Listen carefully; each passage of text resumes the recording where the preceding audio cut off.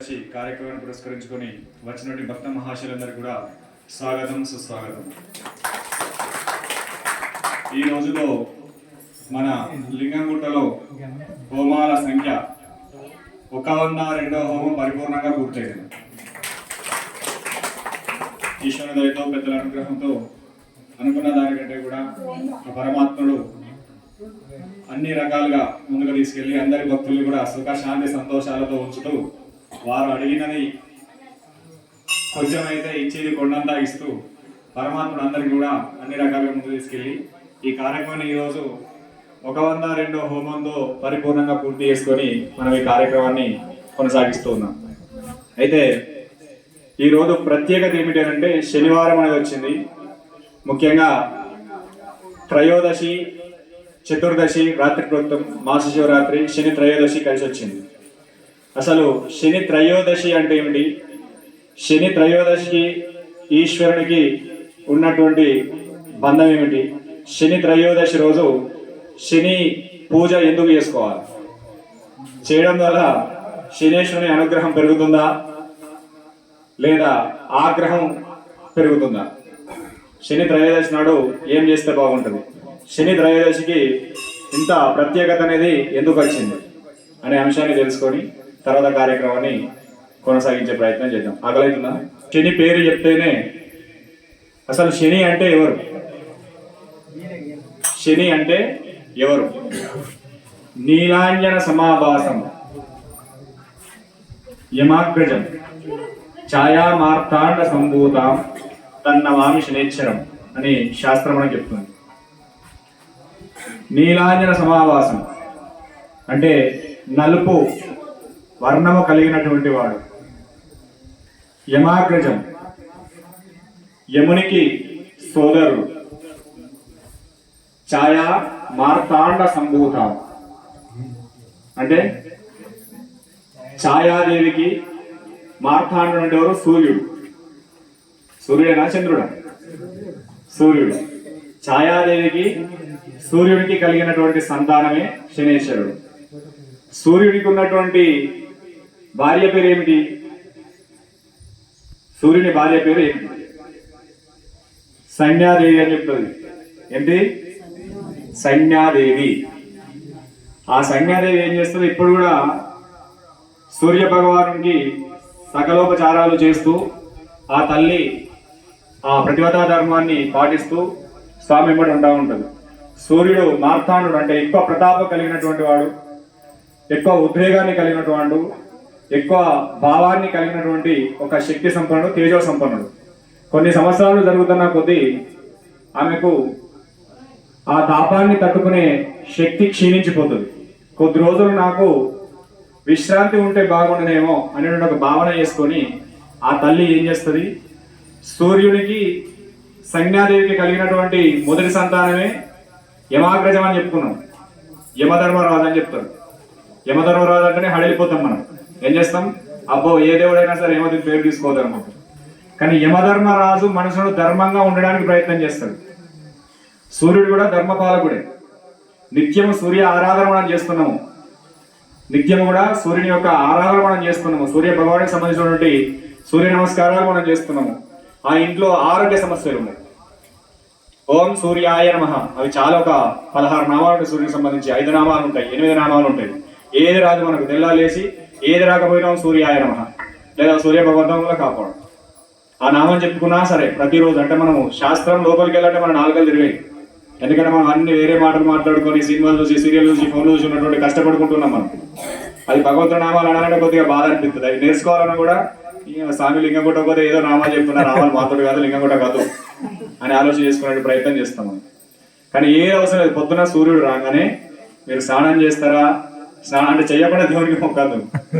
సూర్యుడు రాకముందే, సూర్యుని కంటే ముందే మనం స్నానం చేసి ఇంకో దండం పెట్టుకుంటే సూర్యుని అనుగ్రహం అనేది ఉంటుంది. ఏంటిది ఉంటుంది? ఎస్పెషల్లీ ఆరోగ్యం బాగుంటుంది. ఆరోగ్యం భాస్కరాధీనం అని చెప్తుంది శాస్త్రం. ఏంటిది? నీకు ఏ రోగం అని ఉండని సూర్యుడు రాకముందు లేచి ఇంత స్నానం చేసుకొని నీకు గురువు ఇచ్చిన బొట్టు, తల్లిదండ్రులు ఇచ్చినట్టు మార్గం ఆ బొట్టు రూపంలో పెట్టుకొని సూర్యుని ముందరికి పోయి ఓం సూర్యాయ నమః, సూర్య భగవాన్ ఈరోజు నీకు నమస్కరిస్తున్నా, నా శరీరాన్ని చక్కగా చూడు, నా కుటుంబంలో ఉన్నటువంటి అనార్థాలను తొలగించు, నా కుటుంబానికి, నా భర్తకు, నా పిల్లలకు, నా భార్యకు లేదా నా కుటుంబంలో వర్గాలు అందరి వారిని ఈ రోజు ఈ దేయంతా కూడా నువ్వు కాపాడే ప్రయత్నం చేయి స్వామి అని చెప్పి ఒక నమస్కారం చేసుకుంటే ఆ రోజంతా నీకు సూర్యభగవాన్ ప్రత్యేక సాక్షి అని చెప్తారు. నువ్వు ఏ పని చేసినా ఏం చేసినా నన్ను ఎవరు చూస్తలేరు, నేను కన్ను మూసుకుని ఇంకో పని చేసుకుని ఏ పనులన్నీ చేసుకుంటున్నా, 4 గోడల మధ్య ఉండి చేస్తున్నా, నువ్వు ఏ 10 గోడలు అడ్డం పెట్టుకున్నాను నువ్వు ఖచ్చితంగా నిన్నట్టు గమనించేది ప్రకృతిలో ఎవరు ఉన్నారంటే ప్రకృతి పురుషుడు ఎవరు, సూర్యభగవాను. నువ్వు ఎంత సాడు తీసుకుపోయి గుసగుస చెప్పినా కూడా ఆ గుసగుసలను వినేవాడు సూర్యభగవాను. నువ్వు ఎంత దండగా నువ్వు ఎలాంటి సాటు తీసుకుపోయి తప్పుడు పనులు చేసుకున్నా నేను గమనించేవాడు సూర్యభగవాను. ఆ సూర్యభగవానుడు ఎవరికి చెప్తాడు నీ ఒప్పులు తప్పులు అన్ని కూడా ఆయన కొడుకైనటువంటి యమధర్మరాజుకి చెప్తాడు. యమధర్మరాజు కాపాడుతాడు. వాడు ఎలాంటి దుష్కర్మతో అయినా పుట్టినా కూడా యమధర్మరాజుకు నచ్చినటువంటి వ్యక్తులు ఎవరు అని అంటే ధర్మంగా, న్యాయంగా, తనది తానుగా ఇతరులుగా భావించేటువంటి వ్యక్తులు అంటే యమధర్మరాజుకు చాలా ఇష్టము. అట్లాంటి వారికి జన్మతః న్యాచురల్ గా చాలా యమగండాలు వస్తాయి. మన జ్యోతిష శాస్త్రం ప్రకారం చూసినా, వేరే శాస్త్రం ప్రకారం చూసినా అరే మీకు యమగండాలు ఉన్నాయా అని చెప్తారు, బాలారిష్ట దోషాలు ఉన్నాయని చెప్తారు. అవన్నీ కూడా ఎట్లా పోతాయి, ఆ వ్యక్తి ధర్మంగా నడిచేటటువంటి ప్రవర్తన కలిగి ఉంటే యమగండాలన్నీ కూడా దాటిపోతాయి. ఒక పెద్ద యాక్సిడెంట్ అవుతుంది, ఆ బండ్లు ఉన్న అందరూ నడిచిపోతాడు, ఒకటే మిగులుతాడు. అట్లా చాలా జరుగుతాయి సందర్భాలు మనకు. ఎందుకు వాళ్ళ కుటుంబంలోనా లేకపోతే ఆ వ్యక్తి ఆ కుటుంబంలో ఉన్న పెద్దలు ఎవరికో ధర్మంగా నడబడి ఉంటారు. ఆ ధర్మం అనేది ఏం చేస్తుంది, ఆ రక్త బిందువు ఎంత దూరం, కానీ ఆ రక్త బిందుని ఉన్నటువంటి వ్యవస్థనంతా తప్పు చేసుకుంటూ పోతా ఉంటే మాత్రం తప్పనిసరిగా వ్యక్తికి శిక్ష పడవలసింది. ప్రకృతి ధర్మం. ఎవరు గమనిస్తారు, సూర్యభగవాను గమనిస్తాడు. ఏం చేస్తాడో యమధర్మరాజుకు ఎక్స్ప్లెయిన్ చేస్తాడు. కొడుకా ఈ పని చెప్తారో ఒకసారి నీ సంగతిలో వాళ్ళ సంగతిలో దూరం చెప్తే చూసుకుంటాడు. అందుకే మనిషి ఎలాంటి స్థితిలో ఉన్నా, ఎలాంటి ప్రయత్నంలో ఉన్నా కూడా సాధ్యమైనంతవరకు ధర్మంగా, న్యాయంగా మనం మనుషులుగా బతకాలి. మానవ యొక్క లక్షణం ఏంటంటే మన వస్తువు మనదే అనడం, ఇతర వస్తువు ఇతరులను మానవ ధర్మం అంటారు. దేవతా ధర్మం ఎట్లుంటదంటే ఒక వ్యక్తికి అవసరం ఉన్నది, నువ్వు ఇక్కడ అన్నం తినడానికి కూర్చున్నావు, ఆ తినే అన్నం తినే ముందు ఎవరైనా నీకు అనార్థులు అంటే ఆకలితో వచ్చేటటువంటి వాళ్ళు కానీ, దీనాది స్థితిలో వచ్చేటటువంటి వాళ్ళు కానీ, కడుపు చేతిలో పట్టుకుని ఆకలి మాలతో కాడిపోయేటటువంటి ఏ జీవి అయినా సరే, మనిషి అనే కాదు, కుక్క కనబడ్డా, పిల్లి కనబడ్డా, తొండ కనబడ్డా, బల్లి కనబడ్డా, ఏది కనబడ్డా, అది ఆకలితో ఉన్నదని నీ మనసు కనిపిస్తే బుక్కలెట్లు సగం పెట్టేవాడు దైవాత్ముడు, దైవగుణం కలిగినటువంటి వాడు. అంటే తనది భగవంతునిదే తనదే. అంటే తన నాది నాదే, నీది నాదే, ఈ విగ్రహం నాదే, ఈ చెంబు నాదే, ఈ ప్రసాదం నాదే, ప్రసాదం ఎవరు అది కూడా నేనే తింటా, ఆ నూనె అంతా నేనే తాగుతా, లేకపోతే ఆ నూనె ఉన్నంతతో నేనే దీపాలు ముట్టించుకుంటా, ఈ దీపం ఇంకోరు ఇట్లా పెట్టనీయా, ఆ దీపం ఉన్నటువంటి దీపెంతలన్నీ నాయే, ఈ మంగళార్తులన్నీ నాయే, ఆ గంట నాదే, ఈ బుక్కు నాదే, ఈ ఆకులు నాదే, ఈ గుడి నాదే అనేటోడు రాక్షసుడు. నాదే అనేవాడు, నీది మాత్రమే నీది అని భావించేవాడు మానవుడు. నీది భగవంతుడిదే, భగవంతుడు ఇచ్చింది భగవంతుడిదే, ఇతడు కూడా భగవంతుడిదే. వాడు ఆకలితో వచ్చేవాడు ఇచ్చేవాడు దైవ సమానుడు, దాన్ని దేవమానవుడు అంటారు. ఇతరులది నాదే అనడం, నీది గాంధాని విషయంలో బయటకెళ్ళి నాదే అని కొట్లాడడం, ఇంకోల భూమిని కబ్జా చేయడం, వేరే వాళ్ళకు కూడా ఆస్తుల పైన కన్నేయడం, వేరే సొమ్ములు గుంజుకొచ్చి దాచుకొని మనం పక్కన దొంగలతనం చేసుకోవడం, అట్లాంటున్నవాడు రాక్షస సంపత్తి వాళ్ళవాడు. వాడిని ఏమంటారు, దైత్య సంబంధానికి సంబంధించిన వాడు ఉంటాడు, దానవ గుణం గల వాడు ఉంటాడు, రాక్షస గుణం గల వాళ్ళు ఉంటారు. అట్లాంటి వాళ్ళు మనకు పుష్కలంగా ఉంటారు. మనం ఎటువైనా మనం ఎప్పుడే తిరుగుతూనే ఉంటారు. వాళ్ళు ఏంటి, వాళ్ళు రాక్షస గుణస్తులు. ఆ రాక్షస గుణం వాళ్ళతో మనం ఒక 5 నిమిషాలు ఉన్నాం అనుకో, వాని ప్రభావం అంతా కూడా మన జీవితం పైన పడుతుంది. నువ్వు గంట జపం చేస్తావు, స్వామి రోజు జపం చేయమన్నాడు, రోజు దీపం ముట్టిమన్నాడు, నేను మంచిగా చేస్తున్నావు. ఆ జపం చేసినంత పోయి వాళ్ళతో అదగంట మాట్లాడు. నువ్వు గంట జపం చేసినంత ఇంకో గంట మైనస్లో పడుతుంది. ఎందుకంటే వాళ్ళతో సోపతి వాని గాలి కలుగుతుంది, స్పర్శ అంటారు, సాంగత్య దోషం అంటారు దాన్ని. అందుకే పెద్దలు ఏం చెప్తారు, చిరు స్నేహం చేయొద్దురా అని చెప్తారు. గురువులు కానీ, తల్లిదండ్రులు కానీ, మంచి మార్గం నడిచే వాళ్ళు కానీ, అరే తప్పుడు దోవలు బయటతో పక్కకున్న పాపం కలుగుతారా అని చెప్తారు. ఆ పాపం ఎట్లా కలుగుతుంది, వాడు తప్పుదోవలు పోతున్నా అనేటువంటి విషయాన్ని ప్రత్యేక సాక్షి అయినటువంటి ఆ సూర్య భగవాన్ నేను గమనిస్తాడు. ఆ గమనించి ఆ ఉన్నటువంటి ఆ వాతావరణానికి అన్వయం చేస్తాడు. ఆ 5 నిమిషాల యొక్క గాలిని అర్ధగంట సంపాదించిన తపశక్తి కూడా క్షీణింపజేస్తుంది.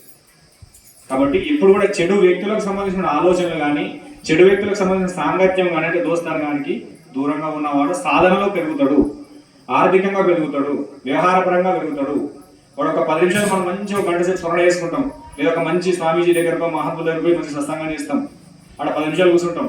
ఆ రోజు మన మనసు అంతా ఆనందంగా ఉంటుంది, హ్యాపీగా ఉంటుంది. ఏమవుతుంది, ఇంకో గంట గడిచేసరికి ఆటోమేటిక్గా ఒక 10 మంది వేరే సోపతో తిరిగినామా, స్వామి ఏమో చెప్పాడు, ఏం చెప్తుంది సినిమాకే పోవాలి మనం, సాయంత్రం పూజ చేసుకోమని చెప్పాడు, కన్సెప్ట్ జపం చేసుకోమని చెప్పాడు. ఆ టైం అయ్యే వరకు మంచి ఆలోచన చేస్తాం. ఆ టైం కంటే అదగట ముందు ఎవరో దొరుకుతారు మహాత్ములు, వాళ్ళతో అదగట మాట్లాడే వరకు వాడు అంటాడు ఇలా మంచి సినిమా తొందర అది పోదాం అంటాడు, లేకపోతే ట్యాంక్ ఆడదామంటాడు, లేకపోతే తెలంగాణలో ఎర్రగొండ తీసుకొచ్చి ముందర పెడతాడు, లేకపోతే కోడినో కొరినో తీసుకొచ్చి పక్కకు పెడతాడు. ఇక మనకి జపం వీడైపోతుంది, అదట అయిపోతుంది. అది కారణం ఏంటంటే సాంగత్య దోషం. 90% చెడిపోయేదే దోస్తాంతో చెడిపోతుండ్రు. మంచి మంచి సాధకులు కూడా ఖరాబ్ అవుతుండ్రు. ఇప్పుడు అన్నిటికంటే పెద్ద దోస్తాను ఏమైపోయిందంటే సెల్ ఫోన్ అయిపోయింది. అందరికి బాత్రూంలో కూర్చున్నా ఫోనే, వాడు చేసే పని చేసుకుంటా, అది ఆపని చేస్తాడు, ఫోన్ చూస్తాడు.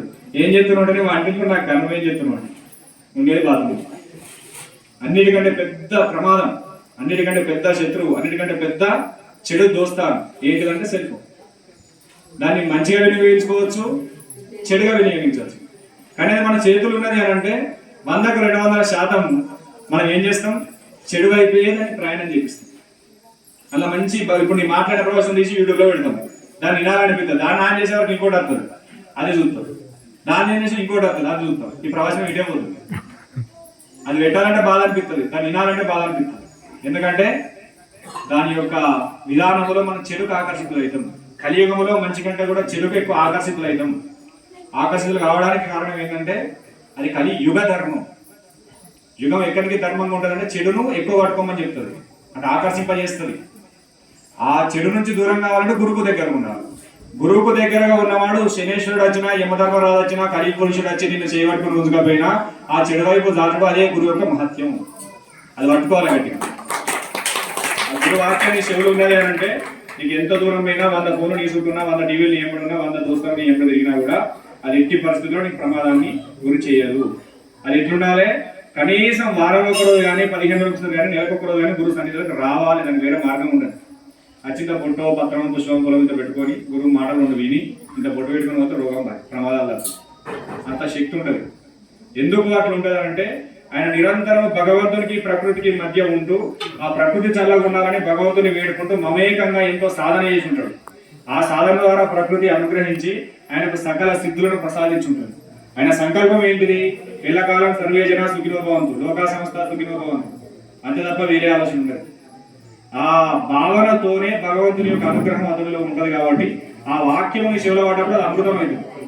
ఎవరైనా తెలిసి కానీ తెలుగు కానీ గురు అమృతాన్ని సేవిస్తున్నారంటే వాళ్ళకి ఎలాంటి రోగాలు ఉన్నాయి, ఎలాంటి అజ్ఞానం దగ్గరికి రాదు, ఎలాంటి బాధలు ఎవ్వడించాయి. ఆ స్థితిని పట్టుకున్న వాడే నిజమైన సాధన. ఆ సాధన కొద్దిగా ఓపిక అనేది ఉండాలి, సహనం ఉండాలి. నీలో చెడుని ఇప్పుడు మనం హోమం చేస్తున్నాం, చాలా మందిని చూస్తున్నాను నేను. వాళ్ళు నిద్ర పోతుండ్రు, వాళ్ళ అబ్బాయి ఇంకెప్పుడు అయిపోతారా హోమం అంటూ ఉన్నారు. బొట్టు పెట్టుకునే ముందు అయిపో ఇంతగా రమ్మన్నారు. 2 రోజుల నుంచి అల్ల పెట్టారు, బొట్టు పెట్టినా బొట్టు పెట్టుకుని పోవచ్చు. ఇక్కడ భజన సప్పుడు ఏంది, ఆడ హోమ సప్పుడు ఏంది, ఆ పోవచ్చు ఏంది, కనుగొండు ఏంది, అన్ని బాధలు వస్తున్నాయి. ఎందుకు వస్తుంది, నీలో ఉన్న కర్మ ఏదైతే చెడు అనేది ఉంటుందో ఎప్పుడైనా గుర్తుపెట్టుకుని. ఒక పూజా సన్నిధిలో మనం కూర్చున్నాం, మనకు ఆయనింపులు వస్తున్నాయి అని అంటే నీలో ఖచ్చితంగా నెగిటివ్ ఉంది. ఆ నెగిటివ్ ఆవునింపుల రూపంగా వెళ్ళిపోతుంది. చాలా మంది ఫోన్ చేస్తున్నారు, అయ్యా నేను జపం చేయలే కూర్చున్నా, జపము చేయకముందు మంచిగా చేసుకోబుద్ధి అవుతుంది, మంచిగా ఆసనం వేసుకోవాలనిపిస్తుంది, దాని కింద పీట పెట్టుకోవాలనిపిస్తుంది, దాని కింద అలుపుకోవాలనిపిస్తుంది, అన్ని చేయాలనిపిస్తుంది, ఇల్లు మంచిగా రోజు కడగాలనిపిస్తుంది. అది ఏం రోగమో నాకు అర్థం కాదు. కానీ జపమాల బట్టి 2 మాలలు 2 పూసలు తిప్పే వరకు 3వ పూస నుంచి ఆయనకు వచ్చేసాను. ఆ మాల తిప్పగానే కింద పడుతుంది, తిప్పగానే ఏవో గుర్తుకొస్తాయి. మా తాత చచ్చిపోయిన మా తాతకు తాత ఉండే వాడు కూడా గుర్తుకొస్తాను, జపం చేసేటప్పుడు గుర్తుకొస్తాను. అవన్నీ ఎందుకు గుర్తుకొస్తాయి, నీలో ఉన్నటువంటి కర్మ, నీ తాతలు చేసినట్టు పాపపు రాశి అంతా నేను పేరుకొని ఉన్నది కాబట్టి నేను జపం చేయలేదు. ఆ మహాత్ములందరూ గుర్తుకొస్తున్నప్పుడే నువ్వు తినే కోడి గుర్తుకొస్తుంది. ఏదైనా వాసన చోరికి ఇలా తింటే మంచిగా ఉంటుంది, దాని కాళ్ళన్నీ కోసుకొని ఫ్రై చేసుకుని ఎంత మంచిగా అది జపం చేసేటప్పుడే గుర్తుకొస్తుంది. వేరేటప్పుడు గుర్తుకురాదు, మంచిగా ఉన్నప్పుడు గుర్తురాదు. ఎందుకనంటే ఆ కర్మ, ప్రకృతిలో ఉండేటటువంటి ఆ కర్మ అనేది నిన్ను ఆ రకంగా జపాన్ని చేయనీయకుండా ఆపుతుంది. అక్షర సత్యం అది. నామం చేయనీయది, జపం చేయనీయది, పారాయణ చేయనీయది, గుడికి రానియది. అట్లా జరుగుతుంది అంటే నీకు ఖచ్చితంగా ఏదో ఒకటి ఉన్నది. దానికి మంత్రాన్ని పేరు పెట్టుకుంటారా, తంత్రాన్ని పేరు పెట్టుకుంటారా, చెడుగాలని పేరు పెట్టుకుంటారా, ఏదైనా దుమ్మంటారా, దమ్మంటారా, దాన్ని ఏమంటారు మీ ఇష్టం. కానీ ఏదో రూపకంగా ఉండేది మాత్రం చెడు అనేది తప్పనిసరి మేము ఎప్పుడు ఉన్నట్టు. అది ఎట్లా పోతుంది, జపం చేస్తే ఆయన పడుతున్నాయి రాని. ఆ కర్మ ఏ రకంగా పోతుంది, ఆవనింపుల రూపకంగా వెళ్ళిపోతుంది. జపం చేసిన కళ్ళపొట్టి నీళ్ళు కడితే మస్తు కడితే పోని ఆ కళ్ళపొట్టి నీళ్ళు కడితే నీ కర్మ కాడిపోతుంది. నీళ్లు కారాలి, ఆవనింపులు రావాలి. నిద్ర వస్తుంది, నిద్ర పోదు. ఇప్పుడు నేను పడుకోమని చెప్పినాడు, సార్ మంచిగా చెప్పినాడు, 2 పూసలు తిప్పారు నిద్ర వస్తుంది. అబ్బా ఇక నిద్ర లేవకుండా పడుకుంటారు. గంట చెప్పని చేయలేక కూర్చుంటారు, 4 గంటలు నిద్ర పెట్టి వస్తున్నారు. ఏమన్నా మేము ధ్యానం చేస్తున్నాం. అబ్బా బాబు, నిద్ర పెట్టాడు ధ్యాన స్థితికి రాడు. ధ్యాన స్థితి వేరు, ధ్యానం అనేది వేరు, నిద్ర అనేది వేరు. ఆ ధ్యానం చేయాలంటే ముందు నువ్వు జపం చేయాలి, జపం చేయాలంటే ముందు స్తోత్రం చేయాలి, స్తోత్రం చేయాలి దాని ముందు పూజ చేయాలి, పూజ చేయాలంటే ముందుగా సేవ చేయాలి. సేవ చేయండి, పూజ తెలియదు, పూజ తెలియదు, నీకు శ్లోకం రాదు, శ్లోకం రాదు, జపం రాదు, ఇవన్నీ చైన్ ఉంటాయి. ఇవన్నీ తెలియాలంటే గురువు దగ్గర ఉండాలి, గురు మార్గాన్ని నడవాలి.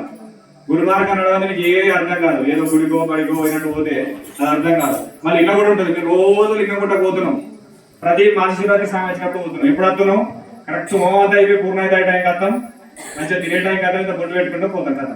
ప్రతి నెల పోతున్నాం మేము మా స్వామి దగ్గరికి, కానీ మా రోగం ఏం పోదు, మా కర్మనే పోదు, మా బాధనే పోదు.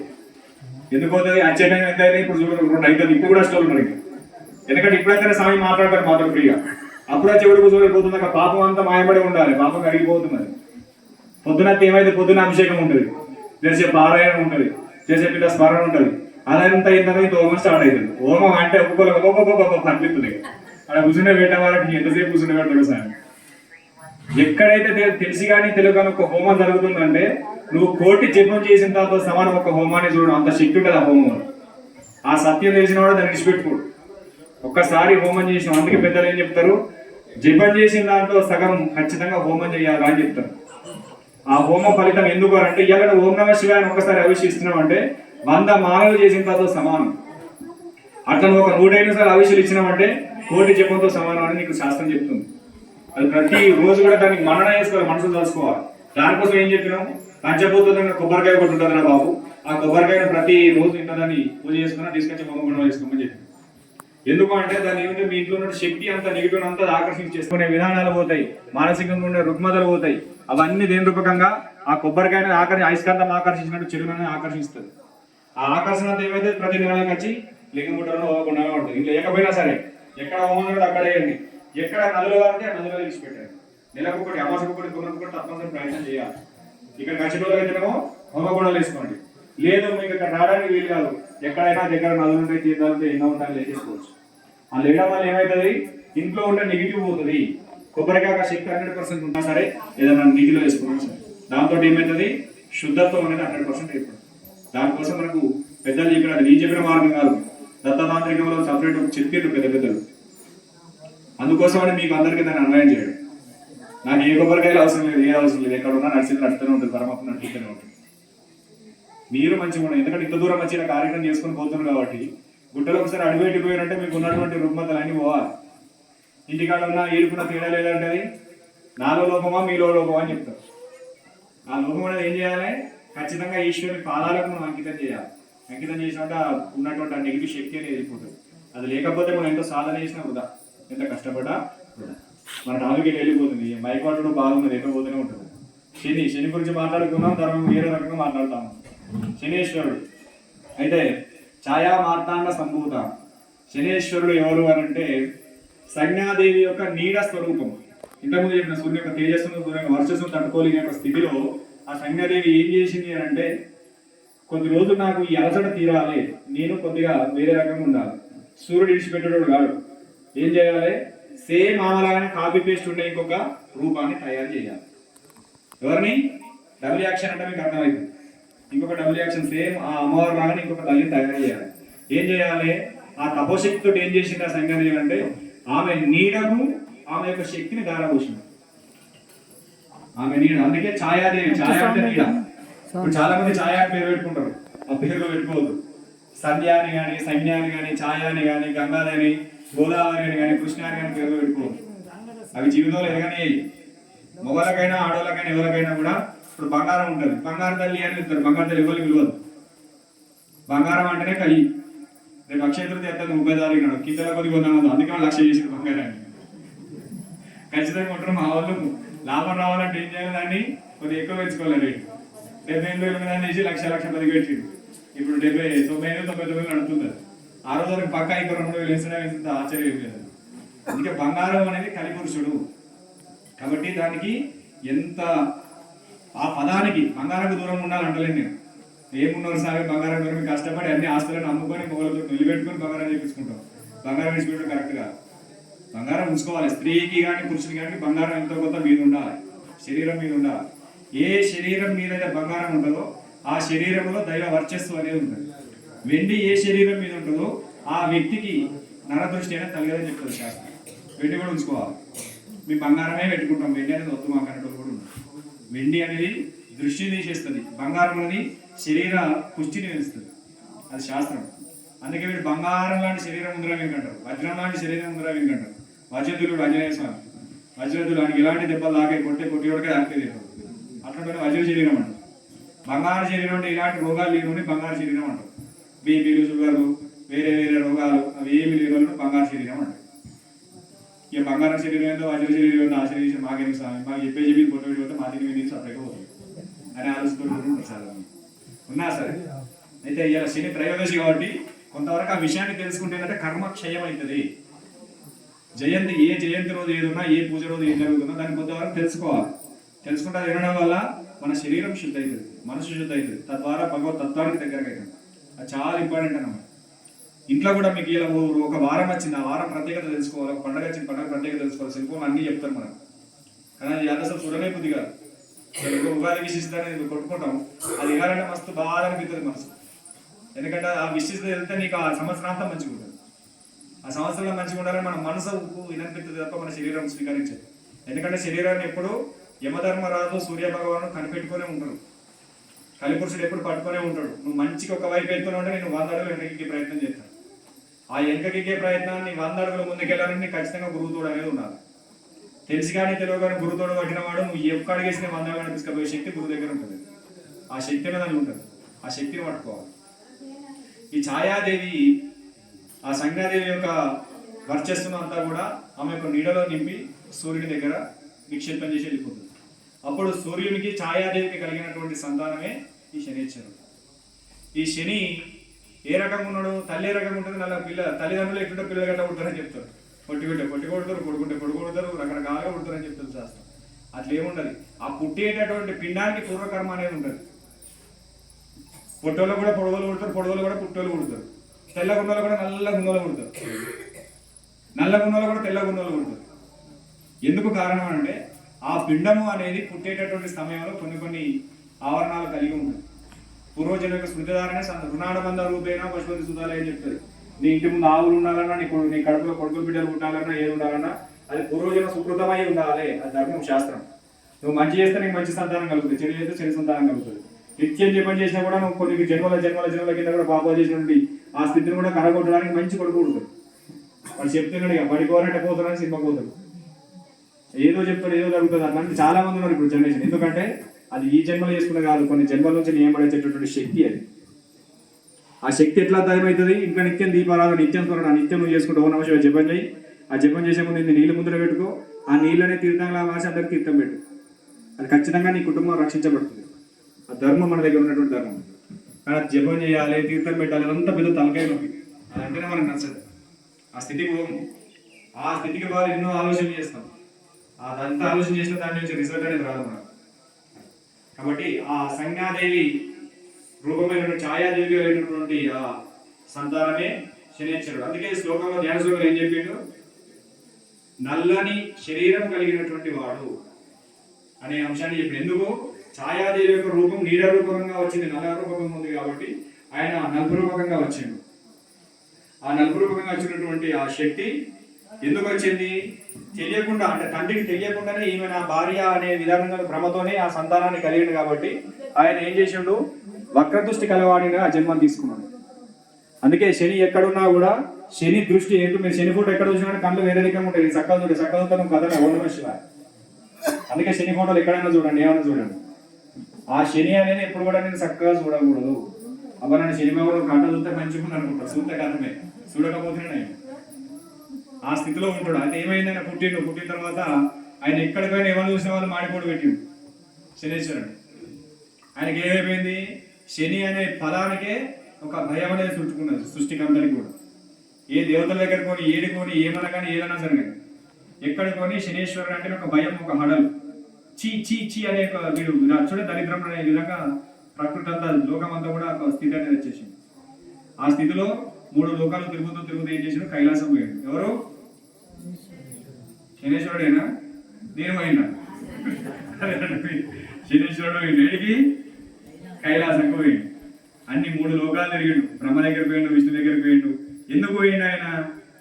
అయ్యా త్రిమూర్తులారా, నేను ఏడికి పోయినా నన్ను చూడగానే చీ అంటున్నారు. నేను ఎక్కడ కూడా అధర్మంగా ఉన్నవాడిని కాదు, ధర్మాత్ముడను. ధర్మం అంటేనే నేను మెచ్చేవాడను, జ్ఞానం అంటేనే మెచ్చేవాడను. ఎవరి దగ్గర మంచుతనం ఉన్నా, లేజినెస్ ఉన్నా, సోమర్ధనం ఉన్నా దానికి నేను నచ్చని వాడను.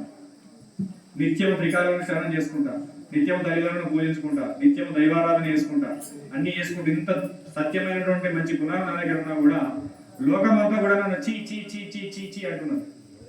ఎందుకు స్వామి? ఆ స్థితి నుంచి నేను ఎట్లా బయట పడాలి, నాకు కావాల్సినటువంటి విధానం కావాలి అనేటువంటి ఒక ఆలోచన శనీశ్వరుడు కలిగి, ఎవరికైనా అయితే మన లోకంలో కూడా మనకు 4 మాటల వరకు మనసంతా మస్తు బాగా అనిపిస్తుంది. బండ కట్టుకుని ఏకంగాలో దుఃఖం అనిపిస్తుంది. అనిపిస్తుందా లేదా? అట్లా అనిపించేది మనకు అన్నుడి పని చేయాలనిపిస్తుంది. ఇది నిజం. బాధ అనేది ఎవరు ఒక మాట అన్నారు వేరే వాళ్ళు అంటే వీడు ఎట్లా వీడు ఏదో రకంగా దొరకబట్టాలి. ఎంత పెద్ద స్థానం దొరకబట్టి వారి పని మనం చేయాలనిపిస్తుంది. ఎందుకంటే మనం యుగంలో ఉన్నాం, ఏ యుగంలో కలియుగంలో. వాడు ఎందుకన్నా మాట అనేది ఆలోచించాం. నన్నంటాడు సంగతి చెప్పాలి, చెప్తేనే ఇలా బుగ్గ అరుగుతుంది, లేకపోతే అది 10 రోజులు విరుగుతూనే ఉంటుంది బుర్ర ముందరికి. అది అనదాకా మనసు అట్లనే ఉంటుంది. కారణం ఏంటంటే యుగం కలియుగం. కలియుగంలో భగవంతుడు స్మరణ చేయనన్ని రోజులు నీకు ఆ కోపాలు, ఉద్రేకాలు, తాపాలు, ఈర్షలు బాగా ఉండే ఉంటాయి. కన్నా బిడ్డల మీద కూడా కోపాలు పడే తల్లిదండ్రులు మస్తున్నారు. తల్లిదండ్రుల మీద చూస్తాం మాత్తుకున్నారు, గోడ ఉన్నారు, కొడుకులు ఉన్నారు, బిడ్డలు ఆస్తులు కొట్టడానికి మస్తు జరుగుతుంది. ఆ విషయం మళ్ళీ పోతుంది, మస్తు అసలు గత మర్చిపోతుంది, కొద్ది ఎప్పుడైతుంది. అయితే ఆ శనేశ్వరుడు ఈశ్వరుని దగ్గరికి పోయేసరికి ఈశ్వరుడు కూడా వీళ్ళని ఖచ్చితంగా ఇక్కడికి బాగుంటుంటుంది ఉండి. శనేశ్వర అప్పుడు ఏం చేస్తాడు, కళ్ళు ఎక్కడ పోయినా కూడా ఈశ్వరి చూడాలన్నమాట. ఎటు చూసినా పక్కకు చూడాలి, ఎదు చూడాలి, కన్ను పుస్తకాలు దించుకొని ఉండాలి. ఎందుకంటే ఆయనకు అట్లా అయిపోయింది. రూపంగా నల్లగా ఉన్నాడు, ఏం చేసినా బాధగా ఉన్నది, చక్కగా పోతే ఎదురు పని అయిపోతుంది. అదంతా ఆ సూర్యుడి నుంచి వచ్చిన తేజస్సు వక్రంగా మారిపోయింది అనమాట. మారిపోయే సందర్భంలో ఏం చేసిండు, ఎక్కడ పోయినా ఏం చేసినా ఆయనకు వ్యతిరేక ఫలితాలు వస్తున్నాయి. అంటే ఈయనకు వ్యతిరేకం కాదు, ఈయన ఎవరైనా చూసినా వ్యతిరేకత, ఈయన ఎవరైనా చూసినా వ్యతిరేకత. ఆ సమస్యలు అంటే ఎదురైతా ఉంది. అప్పుడు ఏం చేయాలి, దీనికి ఒక మంచి తపస్సు చేయాలనే ఆలోచనతో ప్రమాణం తపస్సు చేసి ఆ తపస్సు యొక్క ఫలితం ద్వారానే త్రిమూర్తుల దగ్గరికి వెళ్ళడం ప్రారంభించాడు. ఆ త్రిమూర్తులు ఎవరైనా ఒకరు నాకు ధర్మోపాయం చెప్తాడు, వాళ్ళ నుంచి నాకు ఒక మార్గం దొరుకుతుంది. ఆ మార్గం ద్వారా నేను లోకంలో కొద్దిగా నింద నుంచి పక్కకు ఉండగలుగుతానటువంటి ఆలోచనకు వస్తాడు. ఆ ఆలోచన ప్రకారంగా ఈశ్వరుని దగ్గర, శివుని దగ్గరికి వెళ్తాడు. ఆ శివుడు ఏం చేస్తాడు అంటే మంచి దాన నిమగ్నుడై ఉంటాడు. అప్పుడు ఉన్నటువంటి ఆ బృందాలన్నీ కూడా శివునికి స్మరణ చేసి మేలుకొల్పి, ఈశ్వర పరమేశ్వర మన కైలాసానికి పెద్ద సంకటం వచ్చింది. ఈ సంకట స్థితి నుంచి ఇప్పుడు మీరు అట్లా కన్ను మూసుకొని ఉంటే లెక్క వేరైపోతుంది. ఇప్పుడు ఏమైందా అంటే మనం ఏం లేదు, పెద్ద శనేశ్వరుడు వచ్చింది మన గుట్టకు, ఏ గుట్టకు, లింగం గుట్టకు శనేశ్వరుడు వచ్చిండు. కొద్ది ఇబ్బంది అయ్యేటట్టు ఉన్నది. ఏం చేయాలంటే శివుడు చూస్తాడు. చూసి శనేశ్వర, అప్పుడు ఏం చేస్తాడు, శని ఎక్కడ పోయినా కళ్ళు బయటకు స్టేట్గా చూడడం, తల ఎత్తాడు, తలకాయ దించుకొని ఉంటాడు అన్నమాట. నిత్యం శివభక్తుడు శనేశ్వరుడు. ఏ భక్తుడు? ఆయన తపస్సే ఓం నమః శివాయ. ఉచ్ఛ్వాస నిశ్వాసాలందు పంచాక్షరి మంత్రం ప్రవహిస్తూ ఉంటుంది, ఎప్పటికి కూడా ప్రవహిస్తూ ఉంటుంది ఏ పని చేసినా. అందుకే అన్నిటికంటే గొప్పనైనది ఓం నమః శివాయ చెప్తాడు. నమః శివాయ అని నమ్మి భజించితే సమానమైన సద్గురు మంత్రం, దానికి మించింది ఏమి లేదు. అది నిజంగా చేయాలి. అది నిత్యం ఉచ్ఛ్వాస నిశ్వాసాలతో బంధించాలి. దాన్ని బంధిస్తే ఈశ్వరుడే నీ శరీరం ఆవహించి ఉంటాడు, నీకు ఎలాంటి ఇబ్బందులు లేకుండా ఉంటాడు. అప్పుడు ఈశ్వరుడు చూస్తాడు. ఈశ్వరుడు చూసి ఏమి శనేశ్వర ఎందుకు వచ్చినామంటే, నన్ను అందరూ కూడా ఇట్లా అంటారు స్వామి, నాకున్నటువంటి ఆ బాధ పోవాలి, నేను నీ భక్తుని, నన్ను ఎక్కడ చూసినా వచ్చి శని శని శని శని శని శని అనే విధంగా నన్ను చెడుగా చూస్తున్నారు. ఈ బాధ తొలగిపోవాలి, ఈ బాధ తొలగిపోయే మార్గం నాకు చూపి నన్ను కరెక్షన్ స్వామి అని చెప్పి దీనంగా ఈశ్వరుని వేడుకుంటాడు. అప్పుడు ఈశ్వరుడు కూడా ఆలోచిస్తాడు, వీని దగ్గర పెట్టుకుంటున్నా నన్ను కూడా శని అంటాడు, వీని దూరం కూడామా, వీటితో పరిచయం ఉంటుంది, ఫ్యామిలీ చేసిన రోజు నా పని అయిపోతుంది అని చెప్పి ఏం చెప్తాడంటే నువ్వు మళ్ళా రాకు అని చెప్పేసి ఇచ్చేస్తాడు. చెప్పి ఏం చేసుకుంటాడు, ఈశ్వరుడు కొద్దిగా ఆలోచన చేస్తాడు. ఆలోచన చేసేసి ఆ శనికి సంబంధించినటువంటి బాధలు తొలగాలి. శనికి సంబంధించినటువంటి ఏదైతే శనేశ్వరుడికి వచ్చినటువంటి చెడ్డ పేరు ఉన్నదో ఆ పేరు కాస్త మంచిగా కావాలి అనే విధంగా సంకల్పం చేసి సృష్టికి ఒక మాయ రూపకంగా దీన్ని మనం నిదర్శనం ఇవ్వాలి అనే విధంగా ఒక సంకల్పాన్ని నిర్ణయం చేసుకుంటాడు. ఆ నిర్ణయం మళ్ళీ శనీశ్వరుడు వచ్చే టైం దగ్గరకు వస్తాడు. శనీశ్వరుడు వస్తాడు. ఇక్కడ నుంచి ఏం బాధపడకు శనీశ్వర, నీకు ఎలాంటి భయం లేదు. ఎక్కడైతే నువ్వు పోయినా నిన్ను చూడగానే భయపడేటువంటి భక్తులు ఉన్నారో ఆ శక్తి ఇక్కడ నుంచి అనేది ఏం ఉండదు. అసలు ఆ విషయాన్నే భయపడవు. నువ్వు మొత్తం తిరిగినా నిన్ను ఎవరైనా చూసి అంత భయపడితే మళ్ళీ నా దగ్గరికి రా. నేను ఎవరైనా చూసి భయపడితే నా దగ్గరికి రా, నీకు ఎలాంటి దిగులు లేదని చెప్పేసి ఒక మాట చెప్తాడు. మాట చెప్పగానే శనేశ్వరుడు చాలా బాగా, శివుడు చెప్పిన కూడా నాకు ఎలాంటి దోషం లేదు, ఎలాంటి ఇబ్బంది లేదు, నేను స్వచ్ఛంగా అయిపోయినా అనే విధంగా ఇచ్చేసి లాస్ట్ పోయేటప్పుడు ఏమన్నాడంటే, నిజంగా శనేశ్వరుడు చూసి అంతగానో భయపడుతున్నాను, నీ దగ్గర అంత నెగిటివ్ శక్తి ఉన్నదా, నేను చూడగా అంత భయపడుతున్నాను అని చెప్పేసి ఒక మాటని, నువ్వు నిజంగా నేను చూసి భయపడే లెక్కలే ఉంటే, నిన్ను చూసి భయపడే లెక్కలు ఉంటే ఒక్కసారి నన్ను భయపెట్టి, ఒక్కసారి నన్ను భయపడితే నిజంగా ఈ సృష్టి అంతా నేను నిజంగా భయపడుతుందనే విధంగా నేను ఆలోచన చేసుకుంటా అని చెప్పేసి ఈశ్వరుడు శనీశ్వరుడికి చెప్తాడు. ఒక మాయ, ఈశ్వర మాయ. అది శివుడు భయపడతాడు, శనీశ్వరుడు భయపడతాడు అనే విధంగా కాదు. అది సృష్టికి అందేవాలి, సృష్టికి తెలవాలి. శని యొక్క గొప్పతనం అనేది ఏంటని తెలవాలి, దాని యొక్క విధానం అనేది తెలవాలి, మనకు ఒక లోక కళ్యాణం జరగాలి. అందుకే మన చరిత్ర ఏది చూసినా కూడా లోకానికి శుభప్రదమైనటువంటి అన్ని కూడా సంకటక రూపంగా నచ్చినాయి. ఎవరకు? దేవతలకు సంకటక రూపకంగా, సృష్టికి సంకట రూపంగా నచ్చిన తర్వాతనే అది లోకానికి కళ్యాణ కారకమైంది. ప్రతి ఒక్కరు కూడా ఏ చరిత్ర చూసినా కూడా. అప్పుడు శనేశ్వరుడు ఏమంటాడంటే, ఈశ్వరుడు నా ఆరాధ్య దైవం, నాకు గురు సమానం, నాకు తండ్రి సమానం, నాకు సర్వము నీవే, నిన్ను నేను అట్లా చేయడం నాకు మహా పాపం స్వామి, అందుకే నేను తల దించుకొని ఉంటా, కళ్ళు మూసుకొని ఉంటా, నేను చూడాలి, నువ్వు అస్సలే భయపడకు, నీ ధైర్యం ఏందో నీ దమ్మేందో నా దగ్గర చూపెట్టు అని శివుడు కొద్దిగా అక్కడ వేరే రకమైనటువంటి వాతావరణాన్ని క్రియేట్ చేసే ప్రయత్నం చేస్తాడు. సరే స్వామి, ఈ రోజు కాదు కానీ నా ప్రతాపం నీకు ఈ క్షణం నుంచే మొదలవుతుంది, నేను పోతున్నా, నన్ను తలుచుకుంటే అయిపోయా నీ పని అయిపోతుంది అనే విధంగా ఒక వేరే రకమైన ఆలోచన చెప్తాడు. నేను ఎప్పుడు నిన్ను చూసినా కూడా నా యొక్క వక్రదృష్టి నీ పైన పడుతుంది, నీ యొక్క వర్చస్సు అంతా క్షీణించిపోతుందని ఆలోచన అనేది శనేశ్వరుడు చెప్తాడు. ఇక్కడ నుంచి నా యొక్క ప్రభావం స్టార్ట్ అయింది, నేను ఇప్పుడు పోతున్నా, మళ్ళీ తిరిగి వచ్చే వరకు నీ లెక్కల వేరే, నువ్వు ఇక్కడే కూర్చో, నేను పోయేస్తా, ఎందుకంటే నాకు చెప్పినావు కదా నేను లోకం ఎక్కడ తిరిగి నాకు ఏం కాదు మంచి చూడదని చెప్పినావు, ఒక్కసారి ట్రయల్ చూసి వస్తా అనే విధంగా ఆలోచన చేసి బయటకు వెళ్ళి మళ్ళీ అర్థమనే విధంగా ప్రయత్నం చేస్తాడు. అప్పుడు ఈశ్వరుడు ఏం చేస్తాడు, నిజంగా వీడు మన తిరిగి అతనికి ఏం చేయకపోతే వానికి ఏం చేయలేదు, జస్ట్ అట్లా ధైర్యం చెప్పినండి, ఆ ధైర్యంతో పోతాడు, మళ్ళీ అతను నన్ను చూస్తాడు అనే విధంగా భయపడి కైలాసం నిలిచిపెట్టి పోతాడు. ఏం చేస్తాడు శంకరుడు, అది మన కోసమే. వీడు శని ఎప్పుడు వస్తాడు, దొరకదు, శనికి దొరికితే కథమే, మళ్ళీ నన్ను చూస్తాడు, నా పని అవుతుంది, నేను కూడా ముందే నేను ఇంకా నల్లగా అయిపోతా అనే విధంగా ఆలోచన చేసి ఏం చేస్తాడు ఈశ్వరుడు, కైలాసాన్ని విడిచిపెట్టి పారిపోతాడు. చరాచర సృష్టిలో ఎక్కడ వెతికినా దొరికినటువంటి ప్రార్థన చేసుకుంటాడు, వెళ్ళిపోయే ప్రయత్నం చేస్తాడు. శనేశ్వరుడు జస్ట్ కైలాస గేటు దాటి మళ్ళీ రిటర్న్ అవుతాడు. అంతే, ఇవాళ నుంచి నా యొక్క స్థితి మొదలైంది అని చెప్పేసి ఈశ్వరుని చెప్తాడు. మళ్ళీ శంకరుడికి దండం పెట్టుకుని పోదామని ఒక ఆలోచన దాచే వరకు శంకరుడు మాయమైపోతాడు. ఏం చేయాలి, ఇక్కడ వెతకాలి, ఏం చేయాలి అని చెప్పేసి చాలా ప్రయత్నం చేస్తూ ఉంటాడు. ఎంత వెతికినా శంకరుడు దొరకడు, ఏం చేస్తాడు ఆయన శంకరుడు, నేను పోయిపోయి నా కర్మ గాలి నాకు ఎక్కువ అనిపించి నేను ఏదో రకంగా చేసినని చెప్పి విష్ణుమూర్తి సహాయం చేసుకుంటాడు. ఎవరి సహాయం, ఎవరు తీసుకుంటాడు, శనీశ్వరుడు కాదు, శంకరుడు. అప్పుడు ఏమని చెప్తాడు శంకరుడు అంటే, నారాయణమూర్తి నేను శనితోటి ఇట్లా చిన్నగా మాట వెలిగి ఇట్లా రకంగా చేసిన, ఇవాళ నుంచి శని ఏమన్నాడు, ఇవాళ నుంచి నా ప్రభావం నీకు పని చేస్తుంది, జాగ్రత్తగా ఉండి అని చెప్పి, నా పని ఎక్కడైతే నాకు భయం ఉందా నన్ను కాపాడని చెప్పేసి అంటే దొడ్డుగా చెప్తాను, మీకు సులభంగా అర్థంగా ఉండడం కోసం. ఆ విధానంగా విష్ణుమూర్తి వేడుకుంటాడు. విష్ణుమూర్తి ఏం చేస్తాడు, ఒక వృక్ష రూపకంగా తయారవుతాడు. వృక్ష రూపకంగా, మర్రి చెట్టు రూపకంగా ఎవరు, విష్ణుమూర్తి తయారవుతాడు. ఆ మర్రి చెట్టు త్వరలో శంకరుడు దాక్కుంటాడు. ఎలా, మర్రి చెట్టుకు ఉన్నటువంటి ఆ కాండ భాగంలో పరమేశ్వరుడు జాగుని ఉంటాడు. ఎన్ని రోజులు, కొన్ని సంవత్సరాలు జాగుని ఉంటాడు. ఎంత వెతికినా శనికి ఈశ్వరుడు కనబడు. దగ్గరికి వచ్చింది కదా, తినే టైం దగ్గరికి వచ్చింది, తిందామంటాడు, భోజనం చేద్దామంటాడు. అయితే ఎంత వెతికినా శివుడు కనబడడు. అప్పుడు ఏం చేయాలి, మళ్ళీ ఎవరైతే చేసినా కూడా మనకు ఫలితం వస్తలేదంటే సనాతన ధర్మంలో ఇంతకుముందు ఎన్నోసార్లు చెప్పిన, ఏదైనా దొరకలేదంటే మళ్ళీ కావాల్సిందే తపస్సు. శనేశ్వరుడు ఏం చేస్తాడు, మళ్ళా విష్ణుమూర్తి కోసం తపస్సు చేస్తాడు. విష్ణుమూర్తి కోసం తపస్సు చేస్తే విష్ణుమూర్తి భక్తవత్సలుడు, ఎక్కడున్న నారాయణ నారాయణ నారాయణ శివుడు ఎట్లా పిలిస్తే వస్తాడో విష్ణువుడు అట్లా పిలిస్తే వస్తాడు. వాళ్ళ ధర్మం అది. భక్తుల్ని పాలించడానికి వచ్చేటటువంటి దైవ శక్తి అనేది విష్ణుమూర్తికి అధికంగా ఉంటుంది.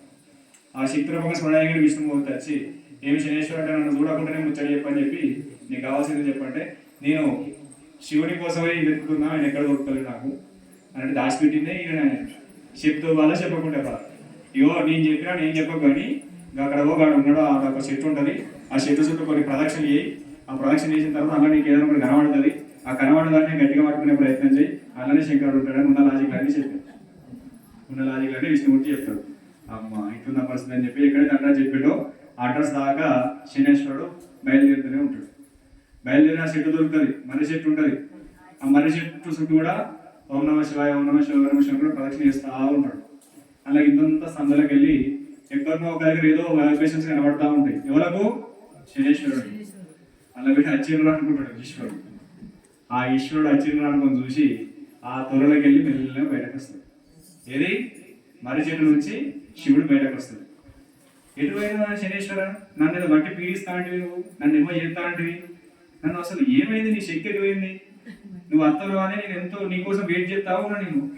ఎవరు? శంకరుడు అంటాడు.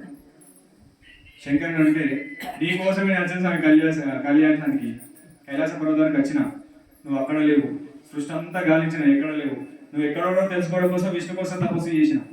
విష్ణుమూర్తి ఏదో అడ్రస్ కట్టి చెప్పాడు, చేయక చెట్టుకు ప్రదక్షిణ చేస్తే నువ్వు వద్దామని చెప్పాడు. ఈ చెట్టు చుట్టూ కూడా నేను ప్రదక్షిణ చేస్తా ఉన్నా, అప్పుడు నీ యొక్క దర్శనం దొరికింది. మరి ఏమో అంటే కదా శనేశ్వరుడు నేను భయపెడతాంటివి, ఏమో చేస్తాంటివి, ఏదో అంటివి, ఏదో నాకు చేస్తాంటివి, నువ్వు నీ శక్తి నాకు ఏం పనిచేయబోయా అని శంకరుడు బయటకు వచ్చి అంటాడు. పనిచేసాడు అనేది కాదు, ఎప్పుడైతే నేను నిన్ను చూస్తా అనేటువంటి భావన నేను కలిగినప్పుడు నువ్వు కైలాసాన్ని విడిచిపెట్టి బయటకు వచ్చి చూసినప్పుడు అదే నా శక్తి, అదే నా బలం, అదే నా యొక్క శక్తి. నా కోసం ఆలోచించి ఎప్పుడైతే నువ్వు చెట్టు త్వరలో దొరుకున్నావో అదే నీకు పట్టిన శనిగతి. నేను ఏమనలేదు. నా కోసం ఎప్పుడైతే ఆలోచించి నువ్వు బయలుదేరినవో అదే నీకు శని దోషం. నా కోసం భయపడి నువ్వు చెట్టు త్వరలో కూర్చొని ఏదో చెప్తున్నావు కథలు, అదే నా యొక్క గొప్పతనం, అదే నా యొక్క శక్తి, అదే నా యొక్క గ్రహపీడ. ఇది చేయమంటే సార్ ఇన్ని రోజులు నేను ఏదో కావాలైనా తిట్టుతున్నా, అందరూ నన్ను మొగ్గ మీద ఉంచుతున్నా, నన్ను బాధ పెడుతున్నాయా, ఈ బాధ ఓడడం కోసం నీ దగ్గరికి అయితే నువ్వు వచ్చి చెట్టు త్వరలు దాక్కుని మళ్ళీ నాకు ప్రశ్న చెప్పకూడదు అనే విధంగా శనీశ్వరుడు చెప్తాడు. అప్పుడు శని యొక్క వర్చస్సును, పరిజ్ఞానాన్ని, ఆ యొక్క విధానాన్ని మెచ్చుకొని ఈశ్వరుడు వర్మిస్తాడు. ఏమని? ఈశ్వరుడు ఆ యొక్క చెట్టు త్వరలో పడమటి ముఖంగా బయటకు వచ్చింది. ఎట్లా?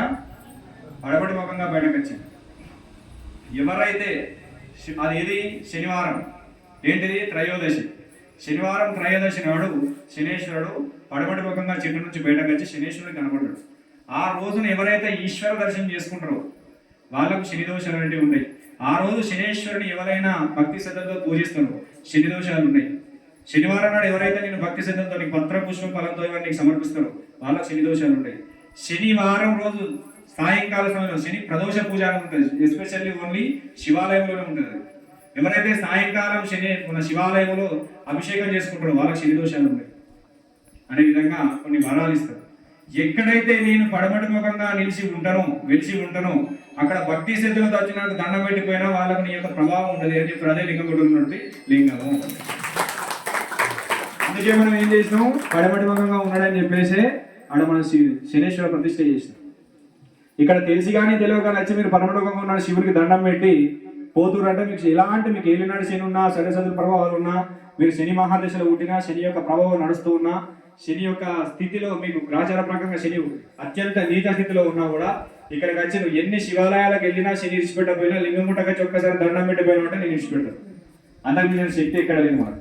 ఎందుకంటే ఇక్కడ ఉన్నటువంటి ఏకైక ఆలయం మన ప్రాంతంలో అంటే అది లింగంగుట్ట మాత్రమే పడమటి ముఖంగా ఉన్నటువంటి ఆలయం. అందుకోసం మనం దీన్ని ఏం చేసినాం? శనేశ్వర సహిత శివాలయం, స్వయం శివాలయం నామకరణం చేసినాం. ఈ పేరును రోజొక్కసారి మీరు మనసులో తెలుసుకున్నా కూడా సకల గ్రహ దోషాలు పోతాయి. ఎక్కడైతే ఏ శివాలయం సరే పడమటి ముఖం ఉన్న దగ్గర మనం శివుని దండం పెట్టుకొని వచ్చి ఆయన రూపాన్ని మనసు తెలుసుకున్నాం అంటే నీ గ్రాచారం ఎంత దుర్భరంగానే సవరించబడుతుంది. అందుకోసం లింగంగుట్టకి ఎవరు వచ్చిపోయినా ఏడాదిలకు వాళ్ళ కోరికలు నెరవేరుతున్నాయి. అంత శక్తి అనేది మన లింగంగుట్టలో ఉన్నది. ఆ శక్తి ఇంకా పెరగాలనే ఉద్దేశంతో మనం ఏం చేసాం? శనీశ్వర ప్రతిష్ఠ చేసినాం. ఈ ప్రతిష్ఠ ద్వారా ఏంటిది? శనివారం రోజు వచ్చిన కొబ్బరికాయ ఒక్కడు ఈశ్వరుడికి శనీశ్వరుడు పరిస్థితి తీసుకుని పోతే వాళ్ళ రోగం పోతుంది. అప్పుడు శివుడు ఏం చేస్తాడు? ఎవరైనా సరే నన్ను పడమటి ముఖంగా దర్శనం చేసుకుంటే నీ బాధలు ఉండవు. శనివారం నాడు నేను ఎవరు పూజించినా నేను బాధలు ఉన్నాడు. ఈ త్రయోదశి తిథి నాడు నిన్ను ఎవరు ఆరాధన చేసినా ఆ సాయంకాల సమయంలో శివుని చూస్తారనమాట. శనీశ్వరుడికి కనబడతాడు శివుడు. ఈ సాయంకాల సమయంలో ఎవరైతే నిన్ను ఆరాధన చేస్తారో నీకు శని దోషాల నుంచి బయటపడతారు. ఎవరైతే శనివారం సాయంకాల సమయంలో లింగారాధన చేస్తారో, శివుని ఆరాధన చేస్తారో వాళ్ళకి శని దోషాలు ఉన్నాయి, గ్రహదోషాలు ఇవ్వఉండదు అనేటువంటి వరాలు ఇచ్చేసి ఈ శని బాధ కంప్లీట్గా పోవడం కోసం శనేశ్వరునికి ఏదైతే ఇంతకు శని శని శని అనేటువంటి ఆ బాధ ఉందో ఆ బాధ పోవడం కోసం నిన్ను నాతో సమానంగా ఏర్కోవాలని చెప్పేసి శనేశ్వరుడు అనేటువంటి పేరు కూడా ఇస్తాడు. ఏంటిదని? అంతకుముందు శని ఉండే, శనేశ్వరుడు అనేటువంటి ఒక బిరుదు, ఒక పేరు. ఈశ్వరుడితో సమానమైన వాడు. నేను ఎవరైతే భక్తి శ్రద్ధలతో ఈశ్వర సమానంగా నేను ఆరాధిస్తారో వాళ్ళు ఎల్లకాలం సుఖశాంతి సంతోషాలతో ఉంటారని చెప్పేసి అక్కడ వరాన్ని శనేశ్వరునికి ఈశ్వరుడు ఇస్తాడు. కాబట్టి మనం ఎంత దూరం పోయినా ఏమి చేసినా కూడా శివుని ఆరాధన చేసేవానికి శని దోషాలు ఉంటాయి. ఆంజనేయ స్వామి ఆరాధన చేసేవానికి శని దోషం. ఆంజనేయ స్వామి వేరే స్టోరీ, ఆ సందర్భం వచ్చినప్పుడు చెప్తా. ఇప్పుడు చెప్పాలంటే ఉన్నాన్న మొత్తం మన రేపడాకుంటున్నారు. కాబట్టి ఆ సందర్భాన్ని బట్టి చూద్దాము. ఈ రోజు శని త్రయోదశి ప్రత్యేకత ఏమిటంటే శనివారము త్రయోదశి సమయంలో శనేశ్వరునికి ఈశ్వరుడు దర్శనమిచ్చినటువంటి రోజు. ఆ రోజు శనేశ్వరుడు యొక్క విచక్షణ జ్ఞానానికి మెచ్చి వరం ఇచ్చినటువంటి రోజు.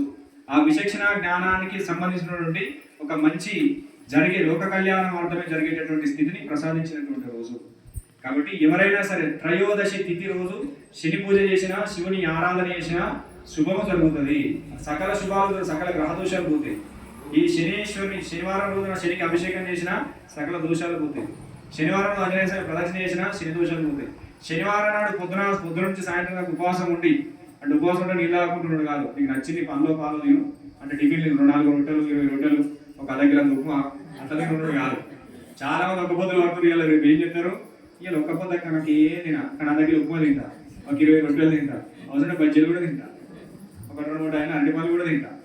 అవన్నీ నేను ఒక పొద్దు అంటారు. అవసరం అన్నం తినరా ఒక పొద్దులలో. ఉపవాసం అంటే భగవంతుడి దగ్గరగా ఉన్నాడు. నువ్వు అన్నం తిన్నా సరే, కానీ ఉపవాసం అనే పదానికి కావాల్సినటువంటి దైవానికి దగ్గరకు ఉండేటటువంటి ఆ విధానాన్ని, ఆ పదాన్ని ఉపవాసం అంటారు. అంటే ఏం చేయాలి? ప్రతి శనివారం రోజు శని బాధలతో బాధపడే వాళ్ళు పొద్దున్న నుంచి సాయంత్రం దాకా ఓం నమః శివాయ, ఓం నమః శివాయ, ఓం నమః శివాయ, ఓం నమః శివాయ, ఓం నమః శివాయ అనుకుంటున్నారు. నేను అన్నం తినకపోతే ఓం నమః శివాయ, నాకు ఆకలి అవుతుంది ఓం నమః శివాయ అనే బాధతోటి కాదు. నా రోగం పోవాలి కానీ నాకు కడపైతే కావాలి అంటే ఇది కావాలి. అంటే చాలా మంది అది దొంగ పద్ధతిలో ఉన్నది. ఆకలితోటి చేసుకుంటా, వేరే రకంగా చేయదు. భగవంతుడికి దగ్గర ఉండే మార్గం పట్టుకోవాలి. ఒక్క పొద్దు వెంకటేశ్వర స్వామి గారు, రాముడు, కృష్ణుడికి ఎవరికైనా పట్టుకో. ఏం చేయాలి? ఆ రోజంతా కూడా భగవత్ నామస్మరణ స్మరణ చేసుకుంటూ ఉండండి. ఇలా టీవీ చూడకపోతే, ఇలా ఫోన్ మాట్లాడకపోతే, వేరే చేయకపోతే, ఇలా బజ్జీలు తినకపోతే, మిరపకాయలు తినకపోతే, రొట్టెలు తినకపోతే, ఉప్మా తినకపోతే, ఇడ్లీ తినకపోతే, ఇలా హోటల్లో పోకపోతే, ఒక పొద్దు ఉండవన్నీ ఆలోచన చేస్తావు. నువ్వు ఏం చెప్తున్నావు? అవన్నీ చెడు ఆలోచన చేస్తావు. చెడు పొద్దు పడుతున్నావు. ఒక్క పొద్దు భగవంతుడి పొద్దు కాదు. ఒక్క పొద్దు పట్టినామంటే ఏ దేవుని కోసం ఒక్క పొద్దు పట్టినవో నువ్వు ఆ దేవుడిని రోజంతా స్మరించుకుంటూ ఆ దేవుని పేరు సాయంత్రం దీపం ఉండిచి నీకు నచ్చిన పదార్థం పత్రం పుష్పం ఫలంతో దేవుడికి అర్పించి నువ్వు ఏదో నీళ్ళు అన్నమో నీకు నచ్చింది నువ్వు 4 సార్లు అన్న తినా సరే దాన్ని ఇబ్బంది ఏం లేదు. కానీ భగవంతుడి దగ్గర కూడా ఒక పొద్దు అంటావు. భగవంతుడి దూరం ఉండి నువ్వు ఎన్ని చేసినా వృధానే. భగవంతుడి దగ్గర ఉండే ప్రయత్నం చేయండి.